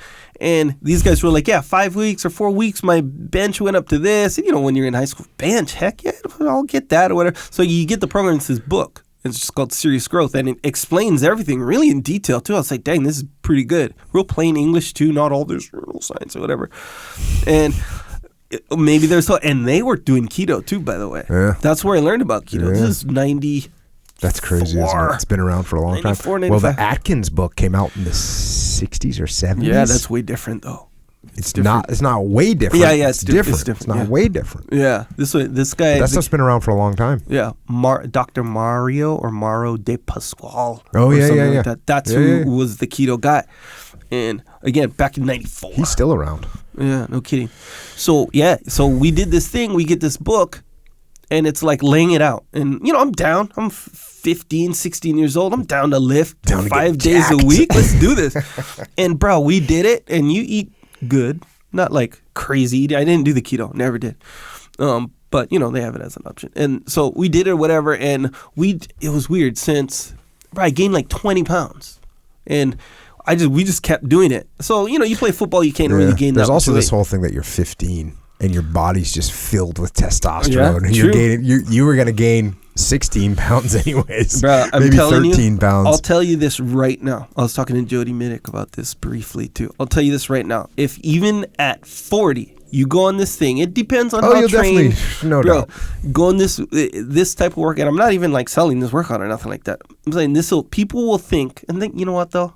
Okay, people think you're on steroids if you do this workout for like 6 weeks. That's it, 6 weeks. They'll think you're on steroids straight up. Like my whole life, when I'd like go on a like a 6-week thing, they're all, he's on steroids. Obviously, he's on steroids. There's no steroids. You don't even have to take supplements. That's the weird thing. But here, let me say this though. Now that I'm thinking of it about it when I'm a grown adult. Most programs, if you actually do the whole program, exactly, it works. It works really good. That's the thing. People just don't do the workout. It's like, oh, what do you need to do? Lift heavy weights a lot. Eat good and rest good. Rest good. Yeah, it's like, you'll get gains. And let's face it, it's not as like if someone says, oh yeah, it's easy. Here's the thing, it's not easy. This is why it's not easy. It's not just the workout. That's why you have to do the workout, then you have to eat enough of the right things too, by the way, and then you have to rest enough. That's basically, you have to change your whole life. So if you're like, hey, it's easy, just change your whole life. It's not easy. No. So, and not that I'm not saying that that's a good excuse or anything, but I'm just saying it's not quote unquote easy. But yeah, there it is. Boom. Check. Do diet, exercise, eat good, work out good, and rest good. You'll be good. Hotel or gym, easy whatever. as that. Actually, here's what you can do. Here's what I do when I go to the muster or wherever. If I'm there for like a week, like the last muster, I'll like go on Google Maps and find like all the gyms and be like, all right, I'm gonna get. That's kind of the commitment. Obviously, that's an interest. That's your commitment. Like you want to stay in shape, add mass, as you say, conditioning, adding mass, whatever. Look for the gym near your house. Commit to pay that gym fee. It's usually like what, $10 or something like that. And boom, that's the commitment, right? Do that. That's what I do. Same thing with Jiu Jitsu, by the way. Next question. Forgive or wait to settle the score? You know what? This is kind of a question that... Okay, so forgive. If you can forgive people, forgive them. That's cool. Yeah. Now here's the thing. You got that little thing eating in the back of your mind because you want to settle the score. I know I do. So you really don't forgive. I'd love to tell you like, hey, just forgive and forget, right? But it's hard to do that sometimes, especially if, certain situations merit, a little bit. It's hard to make that happen. A little something extra special. But this is what's interesting. Forgiving someone is actually a form of settling the score. If you can think about this. Mm-hmm. So for me, the best revenge you can take on someone is success, right? Is ignoring them. And the best revenge is not even letting them know that you even think about them anymore. Yeah. That's the best revenge in my mind. So you forgive them and you just move on. Yeah. I think that's the best thing to do. Forgive them, move on, and go kick ass in the world. Yeah. And the little part of your brain that really wants to take revenge, you'll be taking the best possible revenge you can. You'll be doing it in the best possible way, and it'll be the best for you as a human being. Yeah. So that's what you do. Yeah. Yeah, I forgive you. And then you go kick ass. Yeah. Forgiving someone for real, like for real, forgiving them is really hard. Even if you do take the high road behavior-wise, on the inside, it's like you kind of don't. There's this guy in high school. No, actually, it wasn't even high school. It was You're still holding high school grudges? No. Well, I guess technically, yeah. It's still there. Like if there was if you were to see, I don't know, something good that I did like now and be like, oh man, he's doing good, that would give me satisfaction right now. Yeah, so technically, yeah, it's still there. Got a little something in you. But if it's to forgive someone fully, to be to a point where, oh yeah, if you saw that I was doing great now or something like that, and that wouldn't move me either way, to get to that point is super hard. So I think just like how you said, like the behavior that you want to kind of enact, is don't let it bother you. And here's the thing: with not letting it bother you, don't let it affect you at all. Like no factor, like almost like you didn't even notice, kind of thing. Yeah. Okay, so that's hard to do. Sorry, I didn't see you were there. Yes, bro. If you can do that, that's the best thing to do. If you can pull that off, bro, that's the worst for the other person. That's what I'm saying. So like, you ever had like exactly what I'm saying. But bro, I'll get this where like, did I say? You think to yourself, dang, did I say something to piss that guy off? Whoever it is, whatever. I don't know, somebody. Or that girl or whatever. Did I say something are they offended or whatever? And you just don't quite know. But it's not big enough to bring up, so you can't bring it up and get that satisfaction of knowing, But if they don't say anything, let's say they were offended. Let's say they don't even like you, but they just don't like talk to you, rather than if they ignore you or don't acknowledge that you said something or something like that, that bothers you way more than them like cussing you out or something, or yelling at you, or like, I'm super mad at you, and them telling you they're mad at you is way more like satisfying than them not, if you just ghost them. Forgive them and move on. Yeah. But if you ghost them, you can't overly ghost, like you can't overly ignore them. You have to just be like, hey. Yeah, like literally hey, like how normal. You doing? Yeah, all good. Oh yeah, it's good to see you. I haven't seen you in a while. That's why Hope everything's going good for you. That's why if you're mad at someone and they text you like, hey, if you give them like one word answers, or you don't text them back, that messes with them way worse than you saying, yes, I'm mad at you and you hurt me and you pissed me off, or whatever. You playing all these games over there. No, bro, I learned it from you, bro. Check. Nonetheless. Good advice right there. Good advice. Next question. When you've crushed your daily to-do list, do you then take the time to relax, or do you attack the next day's list? Is that against prioritize and execute, since the mission is done for the day? Just do more. Just keep going. Even if it's on the next day. Just keep going. Do more. If you have extra time, do whatever you can do to stay ahead. And I do that pretty much until I'm brain dead. And I can definitely work myself until I'm brain dead. Like I can get to a point where I'm reading or I'm writing, and it's just done. I'm done. And so I just have to stop and take a break, and then I'll go do something mindless for a while. So if you got stuff to do, keep hammering until you can't hammer anymore, and then say, oh, okay, you know what? I need a little breather, and then take a little breather, and then get back to it. Right now, I could work 24 hours a day. 24 hours a day. Yeah. 7 days a week, 365 days a year, and I wouldn't be able to get done the things I'm trying to get done. So it's not like I'm sitting there going, oh, cool, I got a break. No. Yeah, I can save that. All I got is more stuff to do. Gotcha. I got things to do. So not a bunch of, what does he call it, breaks and relaxing. There's not a lot of that happening right now. Now, you go surfing. Is that a break? Kind of. It's like a big break. Well, it's kind of part of the process. It's like if you're doing 5 sets of 10 on the bench, what are you going to do? 1 set of 50? No, you do 5 sets of 10. So, first set of 10, what do? You got to rest, got to recover. That's what surfing is. It's the rest between sets. That's all that is. That's right. There you go. It's part of the process. Check. But what would you recommend for someone who's like a normal person? Do what you can. Knock it out. Build up extra free time. If you need a break, take a break. Gotcha. So That's pretty crazy, right? No, Sure. What I'm saying is, like, do what you can. If you need a break, take a break. If you need a little relaxation, take some relaxation. Yeah. Don't waste your time, though. See, people do relaxing, but they don't even do it good. They don't even feel relaxed when they get done. It's not productive relaxing. Yeah, they just, what they did is they did something stupid for an hour. They watched YouTube videos for an hour. Yeah. Did that help you? No.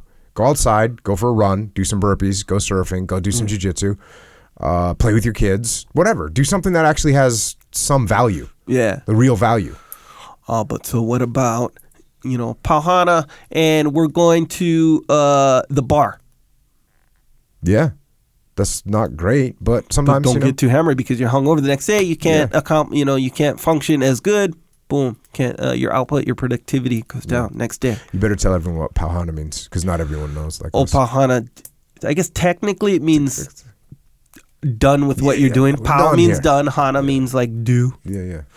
But yeah, Pauhana, finish with what you're doing. It's referred to when you're finished with work. Yeah, that's the way I always used it. Yeah, when you finish work, Pauhana, go, whatever. It's like Miller time, Yeah, kind of the same thing, a little bit. Next question. Would you recommend jiu-jitsu for a 55-year-old female with no former martial arts background? Is the risk for injury too high? Yeah, answered this one a bunch of times. Hey, yes, you should do jiu-jitsu. Pick good training partners. Get your ego out of the picture and go very slow and learn the techniques, and you'll get something out of it. Yeah. Watch out for sparring, rolling, live. You need to be really careful, and you need to really select good training partners that are very much more experienced than you are. Don't roll with white belts if you're a 55. Don't even roll with blue belts if you can help it. as a 55-year-old unless they're small and smart. So Yeah. just be careful. But yeah, it's a great train. It's a great thing. What about because I actually got asked this online, and I was actually through DMs like going through. It was a girl. Her last name is Taylor, if I'm not mistaken. I forget her first name. Anyway, she's a black belt, and she, when it comes to girls rolling, just regular girls or whatever. Let's face it. I mean, in training, they do have a bigger kind of obstacle in that way, where they are at a higher risk of injury more times because everyone, if they're rolling with the guys, I mean, chances are everyone's bigger than them. And they might be going hard, and some guys, especially early on, they don't realize that, dang, they're putting a lot of strength and, all this stuff into these moves and can make it a little bit more guys are like, dangerous. I'm not going hard. Yeah, they don't even realize it. They're Exactly completely right. exhausted. Yeah. I am relaxed. Yeah. Yeah, exactly. Where they do have this obstacle, especially even 55-year-old lady, or even just an older person in general, they do have that added obstacle where, you do have to kind of... So what's the question? Yeah, the question is like, what do those people do? Yeah, same deal. Yeah, no, they have to be more extremely cautious. They have to take more caution. Because you're 100% right. What you're saying is right.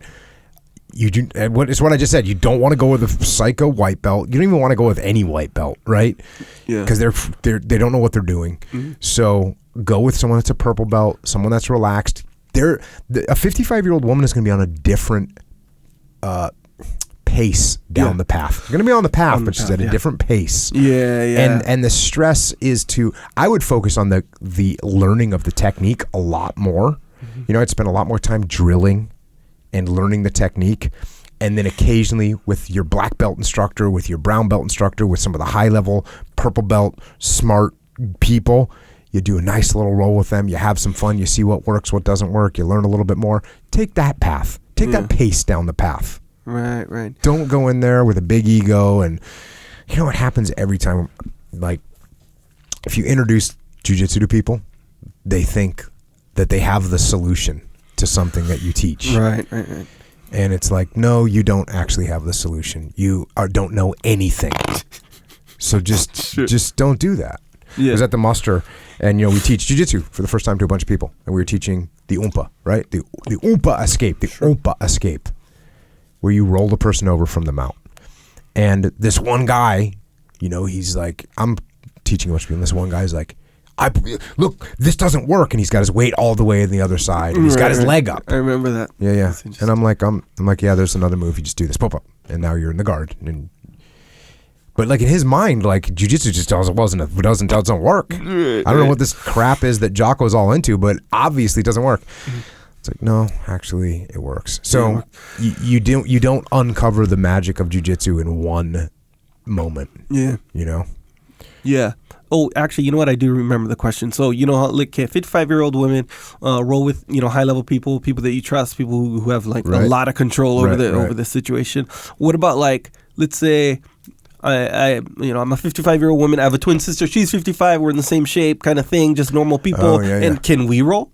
You better be careful. You better calm down. You better not get competitive. You better relax. Yeah. Now, one thing that's good is I would say yes, actually. Yeah, I would say yes. That's what I was thinking. You know why? Because you're around equivalent strength. You're around equivalent knowledge.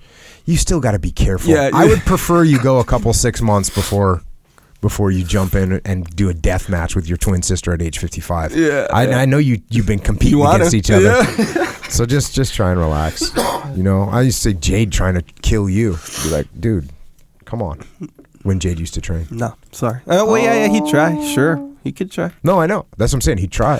It's funny that Jade, even from birth, Jade was a little bit bigger than me.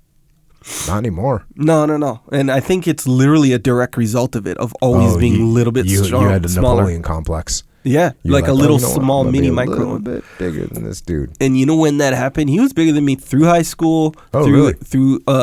Even through college. He was bigger than me until we were done kind of with college, and I was like, I'm just going to lift. And I ballooned up to like almost 250. Dang. Yeah, 250. And then he was like... Were you athletic when you were 250? Yeah. Surprisingly, yeah. Why would you not go back up there again? I wasn't as athletic. As a, a grown adult, it doesn't make sense for me. I'm not tall. I don't know. This is my opinion. And plus, in Were Hawaii, you lean 250? not as lean as I am now. No, I wouldn't call myself lean or like cut, but I wasn't fat though. That's the thing. Sure. I even have this old picture of me and my friend Scotty Lewis. He's a cop now, by the way. He we're like, because he would lift it. He was my lifting partner. Jerk and steal. Oh yeah, big time. And we were like, this is when I was like 245. He was like maybe 230 or something like that. And yeah, I was big, but I was like surprisingly defined though. I got for up that to 250 big. one time. Oh, that's huge. And then I went and ran a 4-mile run. Yeah. And I did not feel good. Yeah. And I was like, okay, I'm done with this. Yes. I mean, I was pumped to be 250 just because, you're That's 250. But then I did a 4-mile run, and I was like, good God, this is horrible. Yeah. I can't do my job And as that's well the as I answer. should be able to. Yeah. Yeah, that's the answer why you don't want to be 250. And even be like, that's a huge amount of weight, even health wise, especially as you get older or whatever, like to be just rolling around 250, Yeah. Yeah, and if you can't do a 4-mile run, if you can't do, I probably, thinking back, like even a 1-mile run would have been kind of more difficult than I would have liked at 250, at That's not good. 245, whatever. That's not a good sign. Yeah, nonetheless, that's how it went. So yeah, the point there being, I got bigger than Jade. Boom, and with that little micro Napoleon complex, like I was more like aggressive, or am even still now, like more like. I'll take up more aggressive. Like I started jiu-jitsu. He didn't even consider jiu-jitsu. I started jiu-jitsu Echo way Charles, the years. aggressive one. The More aggressive. I don't know. That's funny because I don't think of it that way. You think Jade's I more think aggressive? Jade's more aggressive. Maybe like to get in like a debate or something. Oh, yeah, he's definitely aggressive yeah, there. 100%. But physical activity. I started jiu-jitsu. I was like, before Jade started, I was like well into purple belt. Yeah, before Jade even started. And that's a Check. big gap. So yeah, Jake can try to kill me. He will not kill me. He just simply won't. It's almost impossible. It's pretty much impossible. Technically impossible. There's a more, so if you go percentage, right, chance of him ever beating me, the percent chance of him beating me is closer to 0 than it is 1%. True. That's how it is right now. Unless he went on the complete warpath. Oh, well, what do you mean? If he trained Just and got started more training all the training than time? me? Well, yeah, that goes for everybody. Yeah. Currently, that's how it is. Oh, yeah. So, He's off the path 0%. a He's little off the path. Doesn't matter. Yeah. He can get on the path. Still, Check. 0% chance. Next question. I'd like to hear your thoughts on people entering the military in their 30s. I'm sure you saw it. How'd they fare? Entering the military at an older age is fine. You got maturity, you got experience, you got intelligence. And so that's good. You're going to bring a lot to the table. However, you also have maturity, experience, and intelligence. So the only downfall of it is you got to do some dumb stuff when you're in the military. And if you're older and you see how dumb some of the stuff that you're doing is, it's going to be harder for you to do it. You're going to have a little bit of a negative attitude on. If you allow yourself, it'd be easy to. I should say that. If you allow yourself, it'd be easy to develop a negative attitude about that stuff. I joined when I was 18 years old. I didn't care. You want me to do whatever you want me to do, I'll do it. I didn't see the stupidity in a lot of the stuff. And so I think that's the only drawback is you'll just be looking at some of the stuff that you do in the military thinking, this is a much more efficient way to do this. And if you let that get to you, it's going to be problematic. So go in there with an open mind, do the crap, the tedious and kind of mindless stuff that you got to do and push through that. And then you'll get to a position of leadership and you can do your best to mitigate that and take care of other soldiers, sailors, airmen, and Marines while you're out there serving the country. So yeah, it's awesome. It's great. You'll be a big benefit. Do you think that how you're saying like, okay, you kind of look at things in more of an adult way kind of thing where it's like, oh, there's a more efficient way to do something. Do you think that mindset would kind of keep you from being more cohesive too with other people? If you allow it to, it definitely will. If you that's why I said you have to allow. If you just go, look, this is the way it is right now. I'm a E1 in the military. They're telling me to do this thing. It doesn't make any sense right now. I'm going to do it to the best of my ability and move forward. If you say, oh, this is stupid, and you spread the negativity to the other guys and go, why are we doing this? It's going to be problematic. So go in there, have a good attitude. You can promote really quickly if you're squared away like that, so you got a good opportunity ahead of you. I think it's totally good to go. What about even like socially, like kind of like, you're going to be with a bunch of kids. Think about it. You're 30. These kids are 18. You've been out in the world. You've had a job. You probably have a house. You might have kids. These kids are. I was out of high school. Like, you know what I mean? You're not there yet. and you think about what you know when you're that age compared to what when you're 30. Yeah. You know, my big thing is I tell my kids all the time, you know, or like my oldest daughter who's in college and whatnot. Sure. And I'm always like, when I was your age, I was in my first SEAL platoon. You know, like you just can't even compete with what I was doing with the responsibility that I had when I was 18 years old. You know, all that stuff. Sure. But the truth is, when you're 18, you're not as mature as you are when you're 30. So there'll be a social disconnect. Like I went to college when I was, I think I was 28 or 29 or 30. And so, I was around kids that were 18, 19 years old. Yeah. And I realized very quickly that, you know, you'd meet some mature kids, but a lot of kids were just young, you know? I mean, there's not a big difference between 18 and 15 for some people, right? Yeah, it's true. You think about what you were doing when you were 15 years old, 16 years old. Like, I joined the military, so luckily I had some kind of structure imposed upon me. Yeah. But you think about the kind of stuff that you can do when you're 18 years old. People do dumb stuff. Yeah. You look back and you're happy that you made it. Yeah. Yes, sir. Because you do dumb stuff. Yeah. You know, we were talking about wasting your time on YouTube videos. Go waste your time on YouTube. Like, just put in, you know, teenagers doing dumb stuff. And you'll say, wow. And 50% of the stuff that you see, you'll recognize. Like, oh yeah, I remember that. So don't do dumb stuff. And as a 30-year-old in the military, you can help give some of that guidance to people. So I think it's cool. Go for it, man. And kind of vice versa, right? Because like if you're the 18-year-old, 19-year-old guy, there's like, you know, 100, however many other 18, 19-year-old guys, you guys are all cruising. Then here comes this 30-year-old, you know, all level-headed. Bro, I can't relate to this guy. This guy's kind of weird. The other thing is when you're 18, you don't even know how much those 30-year-olds know. Bro, you just think that you actually think you know more than them. Yes. You're looking at them like they're idiots. Kinda, like, why would you not, you know, swing off this rope and see if you can get through the window on the third floor? Why would you not do that? Old man, whatever. Exactly. So that's something I would brace yourself for that too. Remember the perspective of an 18-year-old, and they're not looking at you going, gosh, I'd really like to learn a lot from this. They're looking at you like, I can't believe you joined the military. What's wrong with you? Yeah, old man. Yeah, old man. There were guys who actually they came from the military and still eligible, right, for football in college. And one guy was 26, one guy was 27. And let's face it, 26, 27, that's young. That's you're physically like you're solid still. And we looked at them like, man, these are old school guys. These are like old. Better be careful with them on practice. Yeah, you don't hurt them. Literally, it was like I felt like that for one of the guys anyway. And then you go to class, right, and you get these people who, you know, they don't go to college right after high school. They go, you know, later on when, in my opinion, when most of us should go, when you know why you're going. And so this one lady was in my class. She was maybe 35. I don't know, maybe 36, whatever. Did she look at you with disgust all day long? No, she didn't look at me at all. Oh, wow. She freaking like... She did on her own program. Yeah, like I was no factor in her life for what she was doing. Yeah, legit. Literally the correct way to do it. She sat up front like a weirdo. Oh, yeah. You know, and she's asking questions. Protocol. Literally. And that's really the way to go when you think about it. Sure. You don't even have to think about it. That's the way to go. But nonetheless, she's like this. But she's obviously 30-something years old, and it just didn't compute to me. You know, like I was like, why is this? You just didn't get it. That's the most important thing. Well, not the most, but that's a really key part of this conversation is when you're 8. Imagine as a 30-year-old, when you're looking at that 18-year-old, they don't see... They don't understand anything. No, sir, they don't. So, check. No, sir, we don't. When we're 18. Next question. You've said everyone will know if you're the one taking ownership and leading the team in spite of having a poor leader or someone who does everything for their own glory. But what do you do if your boss's boss doesn't make the connection between your work and the team's success? Good. Good. You know what I do? Keep working hard. That's awesome. Keep making your boss look good.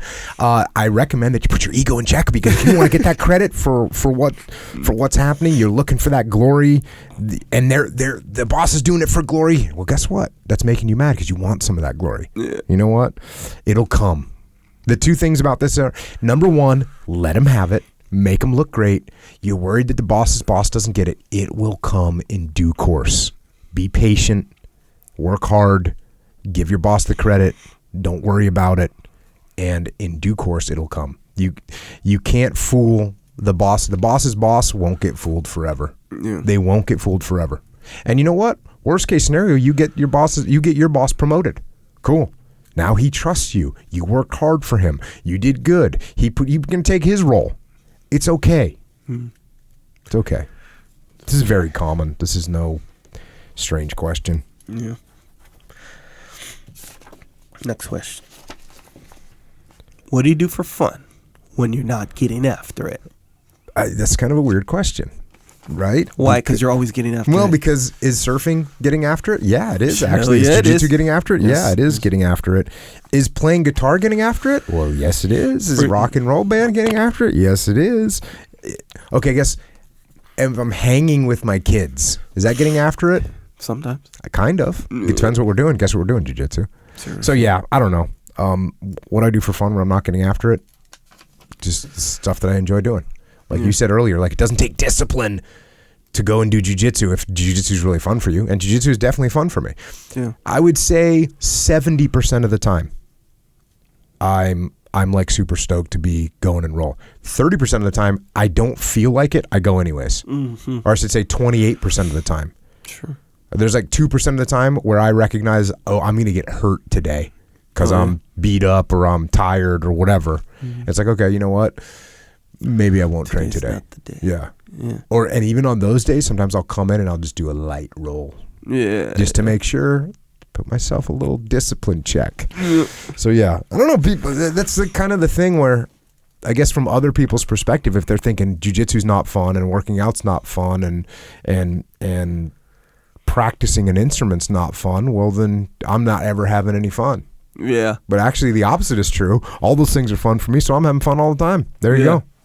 Yeah, it kind of goes in line with that other question, the mindless. Like, do you ever do mindless stuff? So maybe that's kind of the question. Yard work. Oh yeah, yard work, cleaning the garage, stuff like that. But you know what it is? Now that I think of it, it's the question could be. What do you do for fun? Meaning, what do you do like mindless stuff that's not technically productive? So you say Oh. surfing. Maybe surfing is not technically right? Productive. I don't know though. So it's one of those things where. But you know what? You feel good when you get out of the water. I mean, you get a little workout going. Actually, it is because you get better at surfing. Yeah, so it is kind of productive. But there's no productivity to surfing. There's no ultimate goal other than doing it itself. Yeah, same thing with guitar, but you're getting better at guitar. Yeah, true. So like even like yard work, for example, it's like sure that's yard in your better. mind. Yeah, that's productive. You're improving. It's productive. It's like so what you're asking me is, what do I do that's completely unproductive? Unproductive, yeah.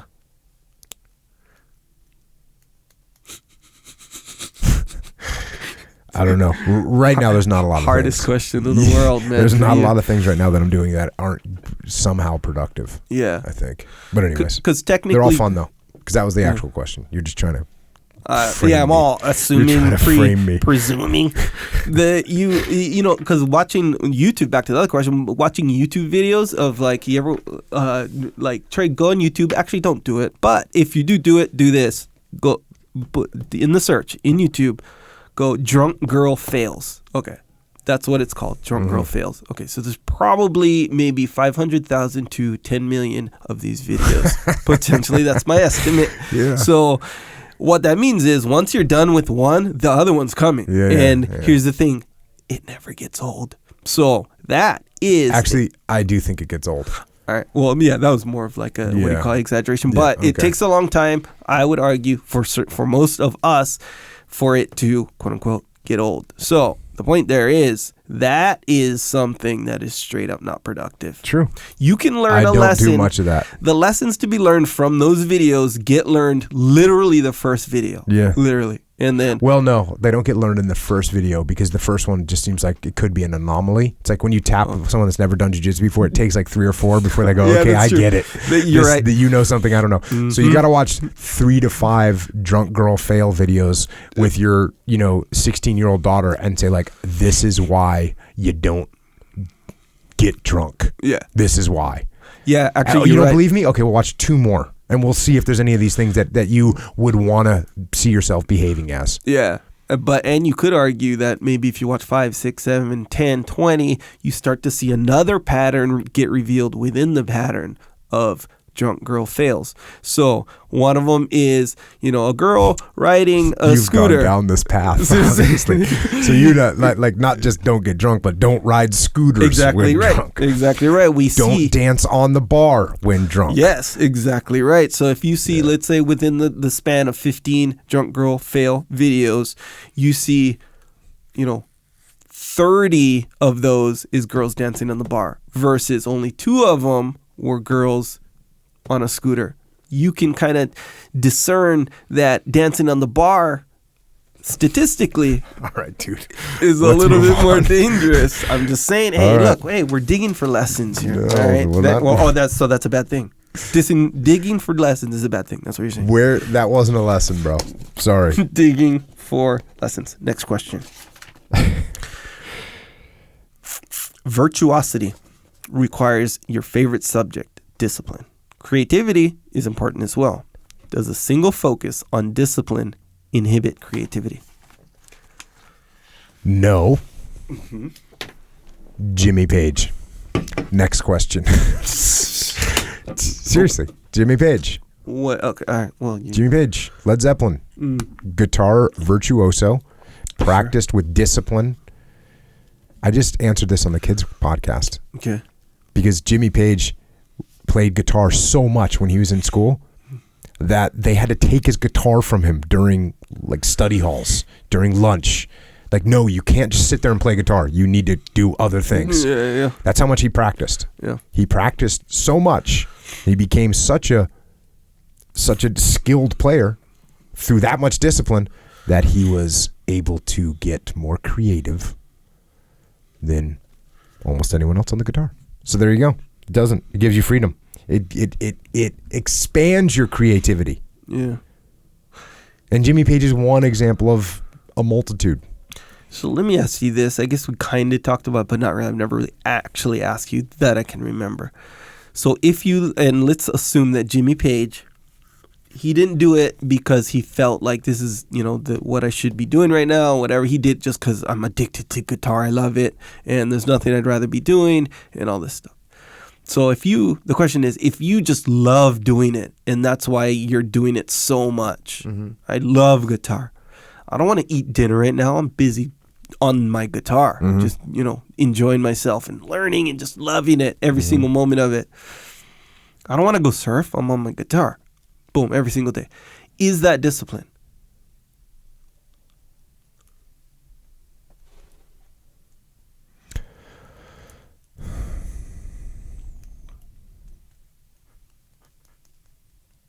Yes. Okay. Because let's say, okay. So, Actually, I don't know. I guess not technically. yeah. No, it is. It is. It is. But I'd be hard pressed to find somebody that loves doing something so much that they do it all the time with no discipline whatsoever. Yeah. And I think I agree with you there. But technically, is that discipline though? Because, take Michael Jordan, right? For example. That's not a good example. Well, what I'm about to say. I think the guitar example is good because if you really love doing it and that's what you're doing, I'll tell you what, it takes discipline, even if you enjoy it. Yeah. I'm going to stick with that answer for now. So let's say Michael. An even more important answer is I don't think it matters. I don't think it matters either. So I don't ultimately because because it kind of at the end of the game. It did you put in the hours of practice and did you get good at it? Okay, did you get good at it? That's what the question is. For sure. Did you get good at this thing? Usually, I'll say all the time, pretty much with very few exceptions, the way you get good at something is practice. And then, usually since you can't do one thing all day, every single day for 30, 40, 50 years. It's going to take discipline, meaning you're going to have to do it even though you don't want to do it kind of thing, which is part of what discipline is. But what if that part of it isn't there? Because even like Michael Jordan, he's so good and he's probably loved basketball, whatever. But there's of course days where he's like, okay, I'd rather maybe be hanging out, but I'm going to take discipline. That's and do why I the said it's extra not work. a good example. Right. But because it's a real person.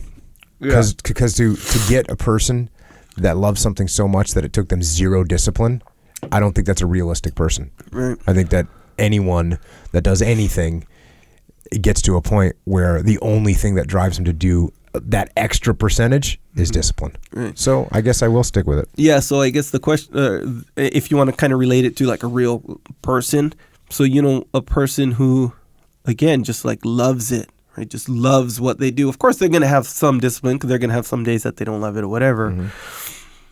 Like, would you consider them a disciplined person in their field? Yeah. But we've also talked about this before. There's people that are very disciplined in one field and completely undisciplined in other fields. Yeah, so it's kind of an indicator that might not really be technically disciplined. Technically, they got the practice. Again, I don't even think it matters. Do your work. If you like it, that's great. If you don't like it, here's an indicator. If you don't like doing it, well, what are you doing it for? Yeah. If you don't even enjoy it, I mean, the end, right? Yeah. Means to the end or whatever. Means to an end. But if you're going to dedicate level 12 to something that you don't even enjoy, I think that's kind of problematic. I think you're right too. Next question. When you realize that nothing will change in the leadership, do you tap out and move on, or continue trying to be a good leader to your crew who deserves it? That's definitely a question that it requires a little bit more information to give a good answer to, because what's the situation? Is there an opportunity that you could become the leader long term? Because that totally changes the outlook, right? If you could do a good job and step up and move up into a more senior leadership position where you could take even more turns or take even more care of the crew, well, then that's a positive thing and it might be worth hanging out for. Also, is it a complete dead end? Like, is there no possibility? It's a family-owned business and all the senior leadership is related to the family and you're not part of the family and you never have a chance. That changes the prospect. I mean, obviously then it's like, okay, well, maybe it's not worth sticking around there. If you leave, can you leave where you can open the opportunity for other people to go where you're going, right? Which is not a good thing in terms of, you're not being very loyal. You're being anti-loyal. You're being unloyal, disloyal if you do that. But if the leadership that you're working for isn't taking care of the people, then you have to have some loyalty to the people that you work with. So there's that. I think that you have to assess everything that's going on in the situation, which is not evident in this one quick question. I would say this too, like, don't blindside your boss. Right? That's something that if you're going to leave on good terms, explain to them what's going on. Also, that can be an opportunity to start a conversation about how the leadership could improve. A lot of times people don't want to change anything until it really smacks them in the face. And one of the things that smacks them in the face is when one of their good people comes in and says, hey, look, I'm going to leave because of these reasons. And again, you don't, on the exit interview or on those conversations, you don't just drop dime and make it out to be this horrible situation. Say, here's some things that I've noticed. Here's some things that I would want to change. Here's the direction that I see the company going, and this is the direction I think it should be going. And for these reasons, I've decided I'm going to go try my hand somewhere else. I think if you be open like that, it can start some good conversations, and possibly you could make some progress, or possibly you could confirm your suspicions, which are no one wants to change, no one wants to do anything different. And if that's the case, and you realize it's a dead end for you, yeah, you got to take that option. You can't beat your head against on the 40, you can beat your head against the wall 47 times. On the 48th time, it's like, okay, I need to do something different. So pay attention to that. Yeah. Next question. What can we all learn from Tenacious D that most people overlook? Critical question. It is a critical question, but there's actually a real legitimate answer to that, and that is that Tenacious D, who's a very funny group of individuals. Jack Black is one of them, who's a musician and a comedian and an actor, and Kyle Gass is the other member. What's great about them is they don't take themselves too seriously, and I think that's the lesson to learn: is don't take yourself too seriously. Have some fun, and don't take yourself too seriously. There it is. Yeah. And I would say there's a difference between taking yourself seriously and being serious. So, you know how like being serious is like, okay, you're not necessarily joking all the time. But taking yourself too seriously is like, you know, if like a joke is made about you or you can't laugh at yourself or angry. that kind of stuff. Yeah, it's different. So you can be serious all the time. You can be a serious person and not take yourself too seriously. That is true. And that's that's fine. That's fine. The person you don't want to be is the person that takes themselves too seriously all the time. Yeah. That's a problem. So inversely, I guess, could you be a very not serious person, but take yourself too seriously? Could you be a very serious? No, not. Could you be a very like jokey, not serious person? Yeah, for sure. And it's like that's the person that you can dish it out, but you can't. Yeah, take it. yeah. Thin skin type guy. Guys, yeah. Kind of like you, right? A little bit. Yeah. I see what you did there. I got you. Next question. Unless there's anything more from Tenacious D. No. You know, maybe some good songs we can. Inspirato, right? That's from Tenacious D. That's where you got that from? I got to give a warning. The language is not appropriate for kids with Tenacious D, and nor is some of the subject matter, so be careful with that. Yeah, heed the warning. Next question. You mentioned you rarely play closed guard. Rarely. Is this just a personal preference? I would say that it is somewhat a personal preference, right? Because there's definitely some people that intentionally play closed guard. Mm-hmm. That's their game. But at the same time, in order to attack, even from the closed guard, most of the time you have to open your guard. So therefore, your guard is open. So open guard. Yeah. And that's kind of what I do. Skip the step of opening my guard. But you've been in people's guard that have really good closed guards. Yes. Yeah. It's not fun. No. And that's why I try not to let people close their guard. Yeah. Because you can prevent that from happening. Yeah. There's people that have really, really solid psycho closed guard. So I'm not anti-closed guard, and some people are great at it. Mm-hmm. My personal preference is to play more open guard. Yeah. Yeah, it's one of those things where closed guard, if you're not a person who always plays closed guard or whatever, it can be just something that you kind of use for specific situations, you know, like if you're trying to maybe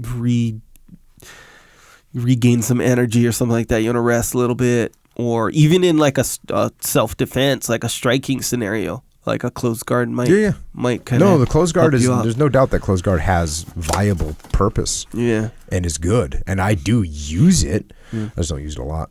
Yeah.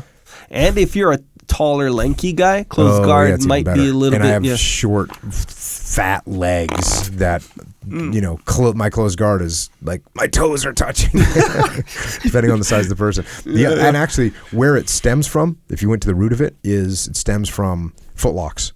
So if you close your guard, when your guard opens, you're vulnerable. And there's a moment where you're vulnerable. And if you're training with guys that have really good footlocks, that's not a good situation. So that's where I started not closing my guard, because there was always that transition period where my feet were vulnerable. So I just stopped closing my guard and kept it open and moved my feet towards me to keep them a little bit safer. Yeah. Next question. We got time for one more? Yes. Yo, Jocko. What's the best way to increase... Yo, Jocko. What's the best way to increase one's confidence? You want to increase your confidence. I'll tell you what I think. What you do if you want to increase your confidence is you do Jiu Jitsu. You work out, you get stronger. You read and you study and you learn and you get smarter. And then you practice speaking, and you practice speaking so that you can become more articulate. And then you practice some more. And then you do hard things. Things that are challenging. Things that are tough. And then you get tougher. You don't quit. That's what you do. And then you stand up straight with your head high and your chin up and your chest out. And at the same time, you also stay humble, because you don't know everything. And there are people that are better than you are at some things. People that are smarter than you, and they're stronger than you, and faster and more athletic than you, and they have more money, and they got better looks, and they're funnier. But all that is okay. It's actually okay because there are things that are more important. More important than being strong and smart and athletic. More important than all those things. Things like loyalty, honor, will. Things like courage. The courage to stand and the will to keep going.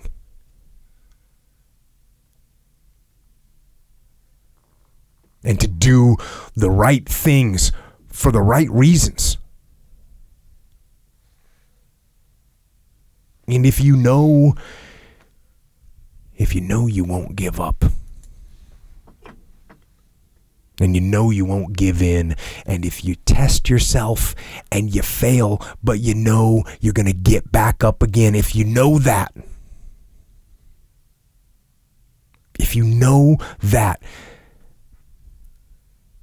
then you know that your character is strong, and that's what matters. And that right there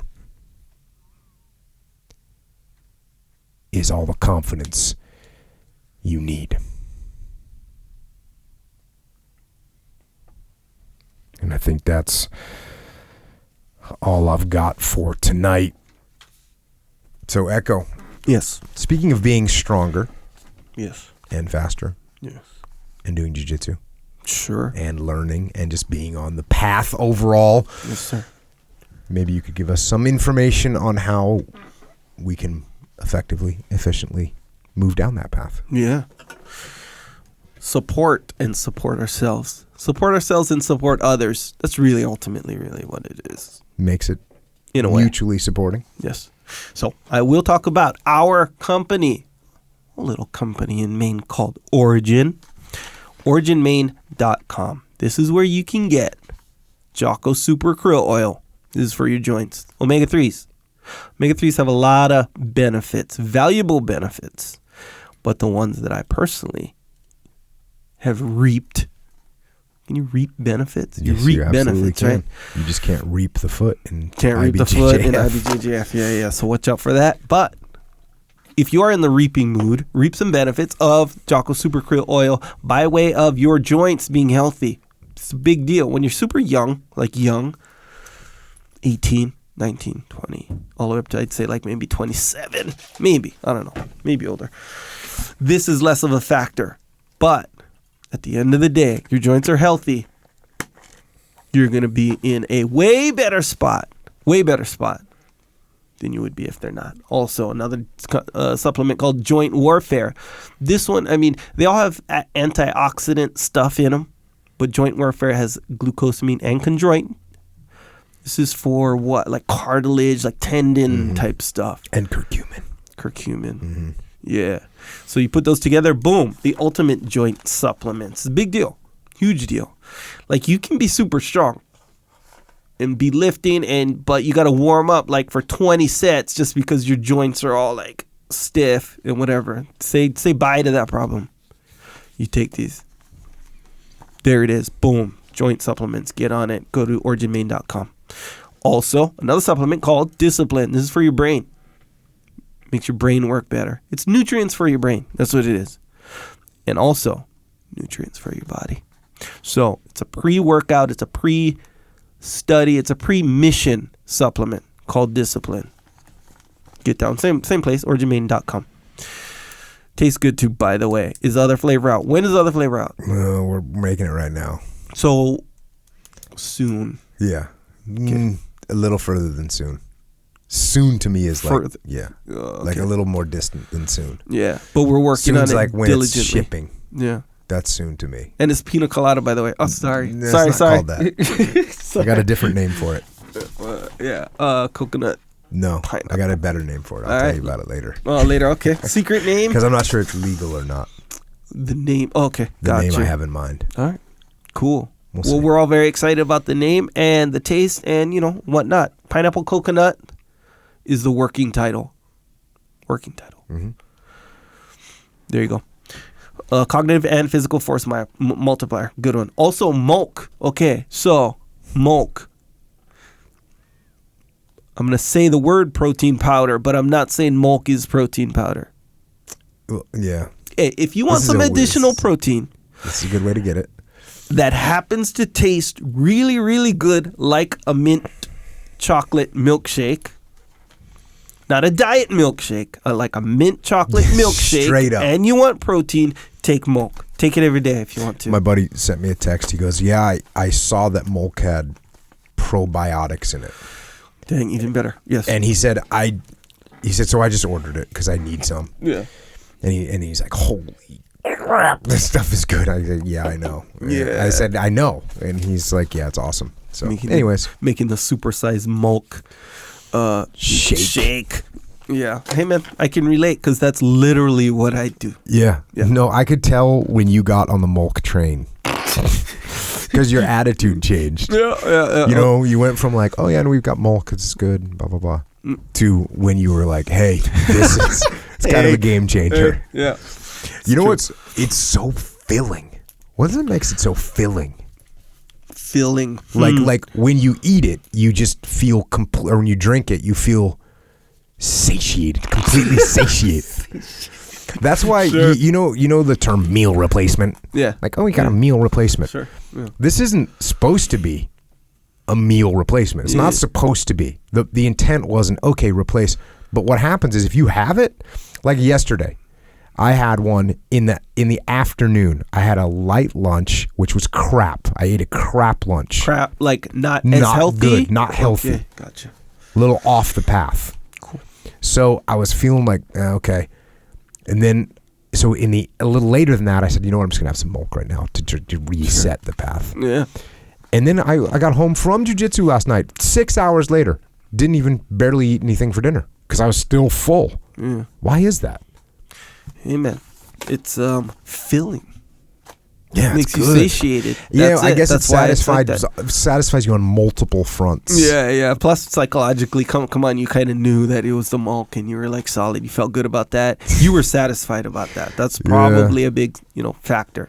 So it's not supposed to be a meal replacement, but That's not what it was engineered. that's what it was for. engineered for. But it turns out that if you have it, you won't be that hungry because you'd be so full Yeah. Yeah, it's true. Huh? from milk. No big deal.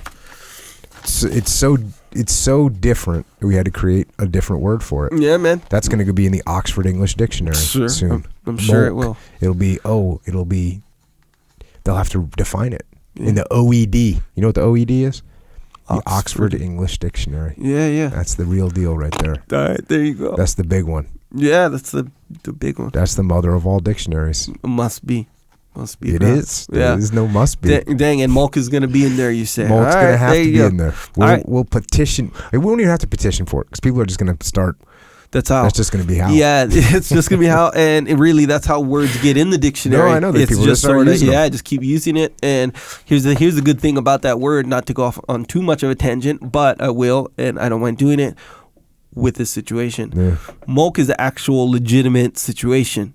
Milk, it's milk. Yeah. But it's not like the word irregardless and, everyone's misusing the word because they're not, educated on that specific word. They use irregardless. Their friend uses it. Their neighbor uses it. Their whole Who knows? community Maybe starts Pauhana using will it. get in there too. Well, Pauhana is a Hawaiian word. I know, but maybe we'll get it into the English dictionary. But it's not English. Because that's the thing. The English dictionary is not filled with words that are only English. The whole English language is Right. made up of other words. Gotcha. So we kind can of get Pauhana in there. Right. And milk. Yeah. We'll petition. We can't petition. You don't petition to get them in there. You actually just use the words. So like the word forte. Right? I wonder if that's my forte. when people start trying to rip off milk, it'll be like, hey, will you Xerox me a copy of that? Right. It'll just be the way. Yeah. Instead It'll be of a new thing. Yeah.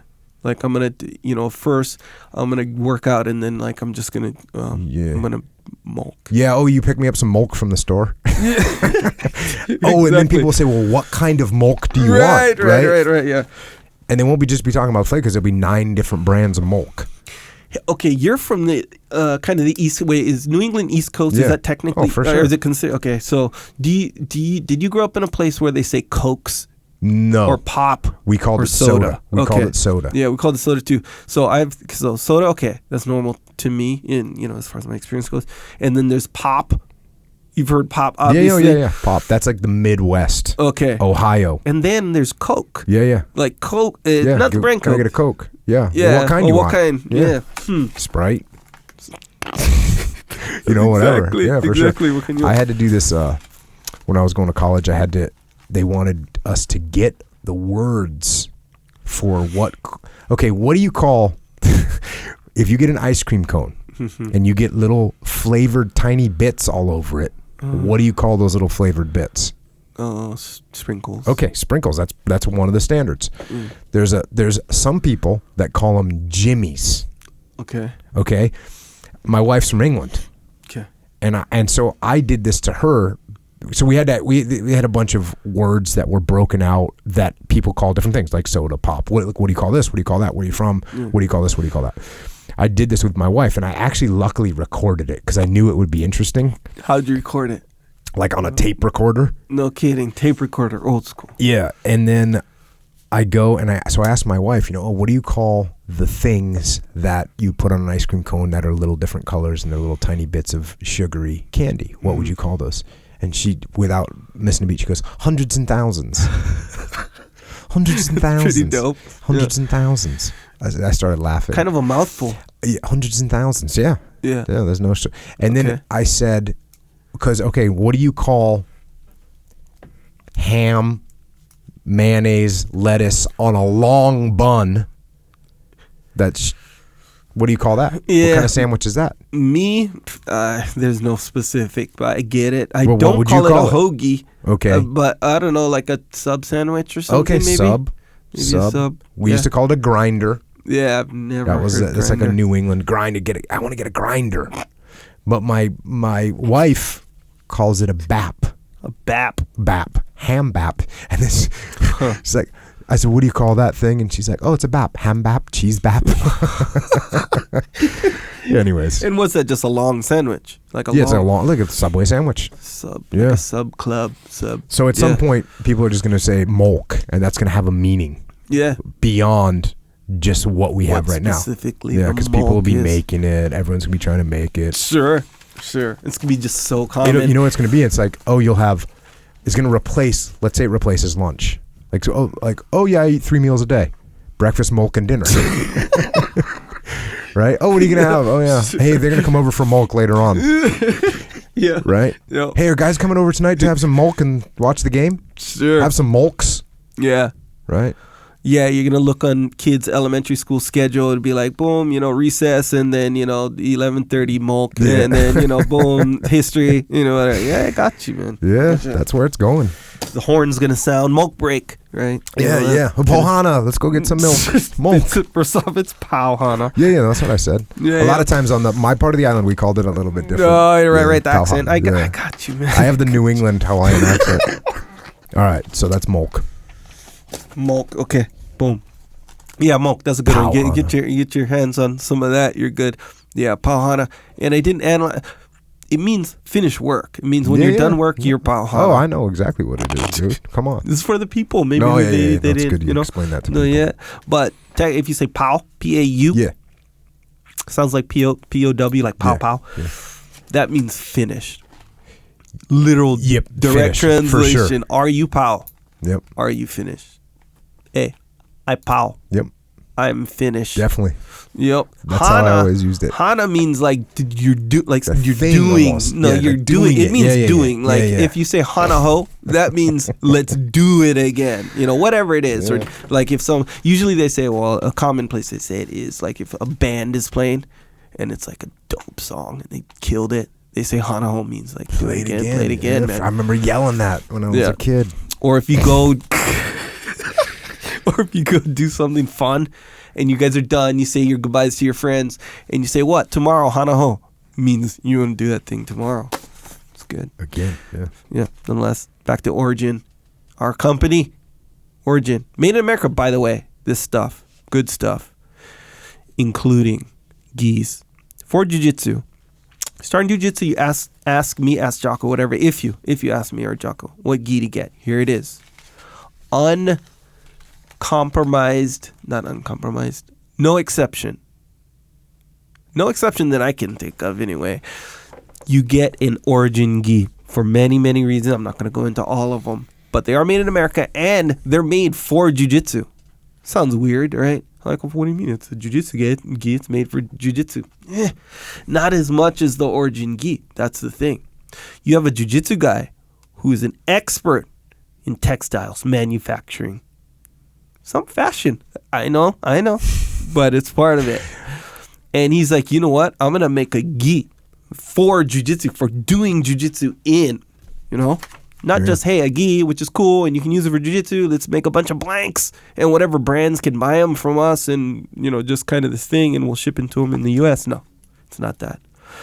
Pete made Jiu-Jitsu gis for Jiu-Jitsu, shaped for Jiu-Jitsu, woven for Jiu-Jitsu. Yeah, that's an important part. Yeah, so when you put it on, you do the Jiu-Jitsu. Yeah. And when you put it in the dryer, it actually dries. Yeah, which is even... So which is totally different than so this gi, these gis, all of them, perform when you're doing Jiu-Jitsu and when you're not doing Jiu-Jitsu. Yeah. Boom, there it is. And all made in America. Did I mention that? Everything. Even the threads are made in America. Even the cotton is grown in America. Yep. Yeah, most of us already know that, but I'm going to say it again because some of us don't necessarily know that. Now we do. It's pretty cool when you're putting on a gi and you know the people that actually made it. Yeah. That's legit. Made it. Yeah. And Very you're supporting legit. when you know you're supporting the economic growth of this country. Yes. And at the same time, you're getting the best possible gi you can get. Yeah. I'd say that's 100% positive. That's a win-win across the board. Win-win across the board, and everyone's kind of in the game together. You have that additional feeling situation. That's my opinion. That's my experience, anyway. Also, rash guards. These are good rash guards, by the way.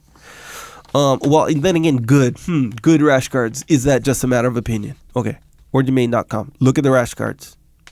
You'll like one. Get one of those. Boom. Also, the immersion camp, Jiu-Jitsu immersion camp, one of the best ways to learn anything, including but not limited to Jiu-Jitsu, is to immerse yourself in it. So, if you want to immerse yourself in Jiu-Jitsu, you can on August 26th. 2 sessions. You can go from the 26th, 27th, 28th, 29th. Yeah. And then the second session, the 30th through the 2nd. Right? September 2nd. Or you can do it all. Either way. Immerse yourself in Jiu-Jitsu. Dean is going? Is Dean going? Yes. So Dean Lister's going. Jocko's going. I'm going. Leif's going. Leif Babin is going. Dave Burke's going. Good deal, Dave. And JP's going. So, maybe Mike and Flynn, as far as the echelon front. Yeah, Mike and Flynn aren't going. Maybe not. No, I'm telling them they're not. So maybe not. No, not. Not going. Okay, gotcha. I understand now. Okay, either way, we're all going to be there. And if the question is, I don't have any jiu-jitsu at all. I don't have any jiu-jitsu at all. Do I go to a jiu-jitsu camp? Yes. The answer is yes. Hey, Andy's going too, it looks like. Okay, Andy Burke. So Andy Burke will be training hardcore for ADCC. Yeah. And... oh yeah, somebody asked if is there a chance to go see the factory where everything's made? Yes. And the answer is affirmative. Middle of the week, Wednesday, in between jiu-jitsu sessions, go to the factory, get to see everything, get to meet the people that make everything. It's awesome. Yes, very much so. That's a good little hangout spot too. Last time we were there, we were kind of hanging out there for a little bit. Yeah, for sure. Yeah, that was kind of fun. But yeah, it's a good one. That's going to be a good one. Eat some lobster too. If you like lobster. I don't know. Some people don't like lobster, so whatever. Maybe not. Steak. That's not the draw. Yeah, eat some steak. Boom. All good. Boom. Good camp. Camp Echo Lake, Layers, in Maine. I'll see you there. Also, for fitness gear, onit.com/Jocko. Good kettlebells on there. The best kettlebells? Matter of opinion. My opinion, yes. 100%. That's the only kettlebells I have, Onnit kettlebells, and I think I have more or less all of them. All of them except this teeny tiny small ones. In one series or all of them? All of them. All of them. Do you have the zombie ones? Zombie ones. Well, some of them were sold out. So aside from the sold out ones, yes. Oh, actually, I don't have the Star Wars ones yet. You're getting them. But here's weight? the thing. Yeah, see, so that's the So thing. you just don't care. You're just in the game. Yeah, a little bit. You get different inspired for Boba Fett versus... Yeah, depends on the workout. But here's the thing. I'm going to be honest. Like, if I do have the same weight, maybe I'll get 1 and 1, because I have double of everything. But... Wait, double meaning 4 total 2, kettlebells? Sorry, 2. Oh, okay. Yeah, 2. Each one for each hand. You do the double-handed situations. Yeah, those are dope. Good thing, too, about onit.com, the website, is the information on there. Health, various philosophies and pursuits of, exercises and workout programs, like depending on what you want to do, stuff like that. Good information about the products, too. Also, socks. I know. Seems like a small deal. I know. But I just got some, and they're dope, and they're kind of like, how like when you're going through the airport, right? You got to take off your shoes. Some of us, I know, I get it. Some people, they don't got to take off their shoes. But when you got to take off your shoes and you kind of have your socks. One time, so I was going through, I had the Onnit socks on. I felt kind of because it felt dope, because they're kind of dope. They look dope, See what I'm saying? Whole situation. Yeah, bro. Get some socks and go travel. Report back. Cool. Anyway, onit.com/Jocko, a lot of real good stuff on there. Improve yourself. Also, when you are shopping or when you're gonna shop for any of the books that Jocko recommends, including Jocko's books, by the way, Extreme Ownership, the updated one, Way of the Worry Kid, both of them, Discipline Equals Freedom, Field Manual, best kind of field manual, or best kind of manual, by the way, field manual. Kind you can read in the field. Anyway, when you're shopping for any of these books, I got them organized on JockoPodcast.com. Jocko's books are on the front page right there, kind of in plain view. I'm going to redesign the website, by the way, but this is going to stay the same. I have a page, though. Jocko Podcast Books, or Books from the Episodes is what it's called. Anyway, top menu, click on there. They're all organized by episode. Authors listed there with the title. Boom. Click through there. Boom. Good way to support. Get your books. Get your other stuff from Amazon, whatever you're getting. Good way to support. People don't think that's a big deal. It's a big deal. Just that small little action has a big reaction. Kind of like, remember, dropping a piece of sodium in water. I remember. People have been reminding me of that analogy recently. No, we haven't talked about it in a while. You drop a piece of sodium in water, it explodes. It's huge. Small action by dropping a small little thing, big reaction. Sodium. Fair enough. There you go. Revisit that one. Anyway, also subscribe to the podcast if you haven't already on iTunes and Stitcher and Google Play or wherever else you listen to podcasts. A lot of podcast apps. So subscribe. Good way to support. Also subscribe on YouTube for the video version of this podcast. It's something. Would I call it important? The video version? Sure. If you want to know what Jocko looks like. If you don't know, or you want to know what I look like. If you want to know what the guests look like. Because that, I think, is going to pique your curiosity more so. That's my opinion. Anyway. Point there is video version of the podcast. Also excerpts on there. We'll put on there, for, you want to share some lessons that Jocko talks about with your friends online, email it to them, whatever, Facebook, whatever. And, they're more likely to listen to a little excerpt than maybe a 3-hour podcast on something and sift through that one lesson you wanted them to learn. You see what I'm saying? Anyway, YouTube, subscribe if you want. Good way to support. Also, Jocko has a store. It's called Jocko Store. This is where you can get the shirts. The very shirt that Jocko's wearing right now. You can have that exact shirt, if you want, if that even means anything to you. But I think the shirts are cool. Discipline Equals Freedom. Get after it. You want to represent in your part of the world, in the field, in the wild. That's where you can get them. JockoStore.com. There's women's stuff on there as well. And patches, hats, 2 kind of hats, truckers and flex fit. They're good. They came out good, I think. So go on there. Let me know what you think. If you think they're good, get something. If you don't think they're good, let me know how I can improve, how we can improve collectively the hat situations. People are very vocal. We invite them to be vocal if they think of a product or a shirt design or something. And I encourage that. Also, rash guards on there. Good, cool rash guards. 19% increase in performance, what we used to preach. You know what? I'm going to go ahead and continue preaching that. Also, Psychological Warfare. I'll tell you what this is if you don't know. It's an album with tracks of Jocko on there. Each track, not singing, he's saying stuff. And this is what he's saying. If you're having moments of weakness on your kind of pursuit, your campaign against weakness is what we're calling it. You're having trouble waking up in the morning every once in a while, or you're feeling you don't feel like working out. We know that if you don't feel like working out, you still work out. That's the deal. You still work out even if you don't. But every once in a while, you really don't feel like doing it. Or you're so caught up in this other thing and you kind of play games with your mind. You're like, you know what? I could skip the workout and it's justified, literally justified, because I would get this other work done that I'm working on right now. That's another one. But you listen to this, Jocko will tell you this track. One of the tracks on the album, you listen to it, Jocko will tell you why you shouldn't skip the workout. And guess what? You won't skip the workout. 100% effective. Psychological Warfare is what it's called. Jocko Willink. It's on iTunes or Amazon or whatever. You can buy it. Wherever you buy MP3s, that's where you can get it. Good way to support. Check. Also, you can get Jocko white tea. You can get it dry in little tea bags, and that's cool. Mm-hmm. And now you can also get it in a can. Cans of Jocko white tea taste really good. And more important, gives you an 8,000 pound deadlift, which is, not a big deal, but it's something. Yeah. So, no more of the sugar-filled, chemical-laced, crappy energy drinks. Those are gone. No more. Those days are over. Instead, it's time for Jocko white tea in a can. Books. You mentioned them. Way the Warrior Kid series. Getting kids on the path now. Discipline, hard work, respect. The path to getting stronger, smarter, faster, and better. And if you don't believe me, mm-hmm. check out my my social media. Check out my Twitter. And you'll see kids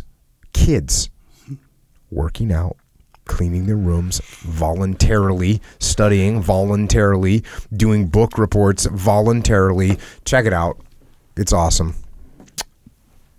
You can see it there.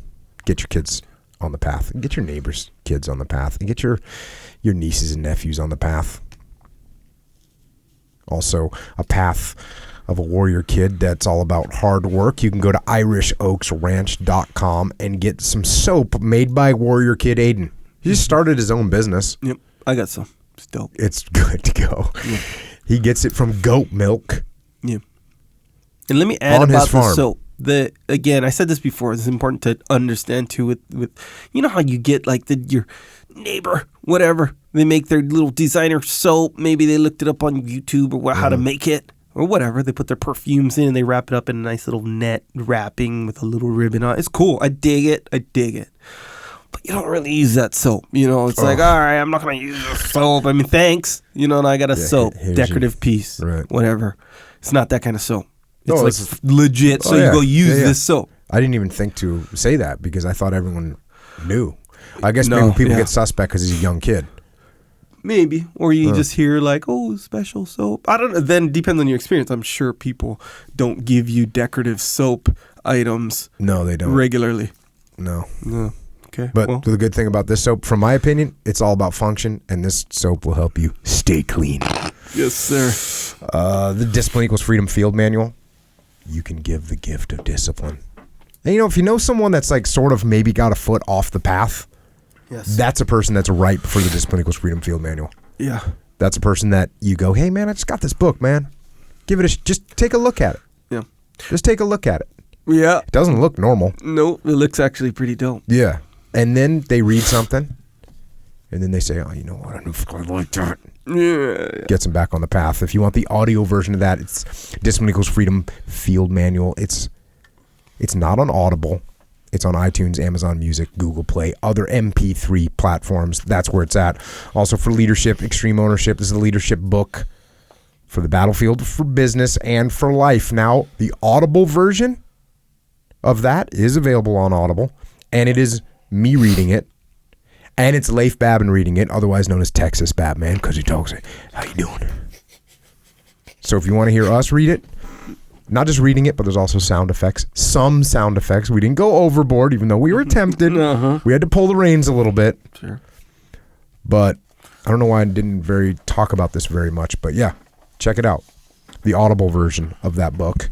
Also, due September 25th, the follow-on book to Extreme Ownership. It's called The Dichotomy of Leadership. It's available for pre-order right now. Amazon, Barnes & Noble, local bookstore. If you want that first edition version, which you do, then order it now. That way the publishing company who's lagging, doesn't get it, living in the Stone Ages, they won't print enough, and then you won't get a copy. It'll take an extra week. They got to print more. Like happened with the Warrior Kid books, like happened with the first Extreme Ownership, like happened with Discipline Equals Freedom Field Manual. They ran out. If you pre-order it, they won't run out. So pre-order it. And if you need support at your business or your team, we have Echelon Front. It's me, Leif Babin, JP Donnell, Dave Burke. Our website is echelonfront.com, and we solve problems through leadership. That's what we do. All the problems you have in your business, in your team, in your organization, the problems that you have, all of them are leadership problems. All of them. That's a bold statement to make, isn't it? Yes, sir. And it's factual. You're not going to solve those problems through spreadsheets. You're going to solve those problems through leadership. So let us know if you need some help. And of course, there's the muster. We've done 5 musters so far. All of them sold out. The last one we did in DC was nuts. It was awesome. A lot of knowledge that's getting put out. A lot of intensity. There's one more muster in 2018. It's muster 006 in San Francisco, October 17th and 18th. It is going to sell out as well. Don't get mad when you can't go because it's sold out. Go and register, extremeownership.com. And also for current military, law enforcement, firefighters, paramedics, border patrol, other first responders, we got roll call 001, September 21st in Dallas, Texas. It's a focused one-day leadership training seminar, and it's aimed at people in uniform. Then you can also register for that at extremeownership.com. And until the muster in San Francisco, or the roll call, or the immersion camp in Maine, if you want to maintain contact with us, you can find us on the interwebs. Echo is at Echo Charles, and I am at Jocko Willink. And to those of you that are wearing the uniform out there on the front lines right now, thank you for keeping evil at bay. And the vets that have already served, thank you for doing your share. And to the first responders, police, law enforcement, firefighters, paramedics, border patrol, thanks to all of you for staying ready, staying alert, staying strong, and keeping us safe here at home. And to the families of all that serve, thank you for your sacrifice as your loved ones serve us. And to the rest of you out there, thanks for listening. Thanks for supporting. You actually make this podcast possible, so thank you. But never mind all that. Thanks for doing what you do every day. Thanks for waking up early and staying up late. Thanks for putting in the hours, the long hours. Grinding, working, making things happen, standing up when the hard times come. And they come. You're not alone. The hard times come to all of us. And when they do, stand up. Grit your teeth. And get after it. Until next time, this is Echo and Jocko. Out.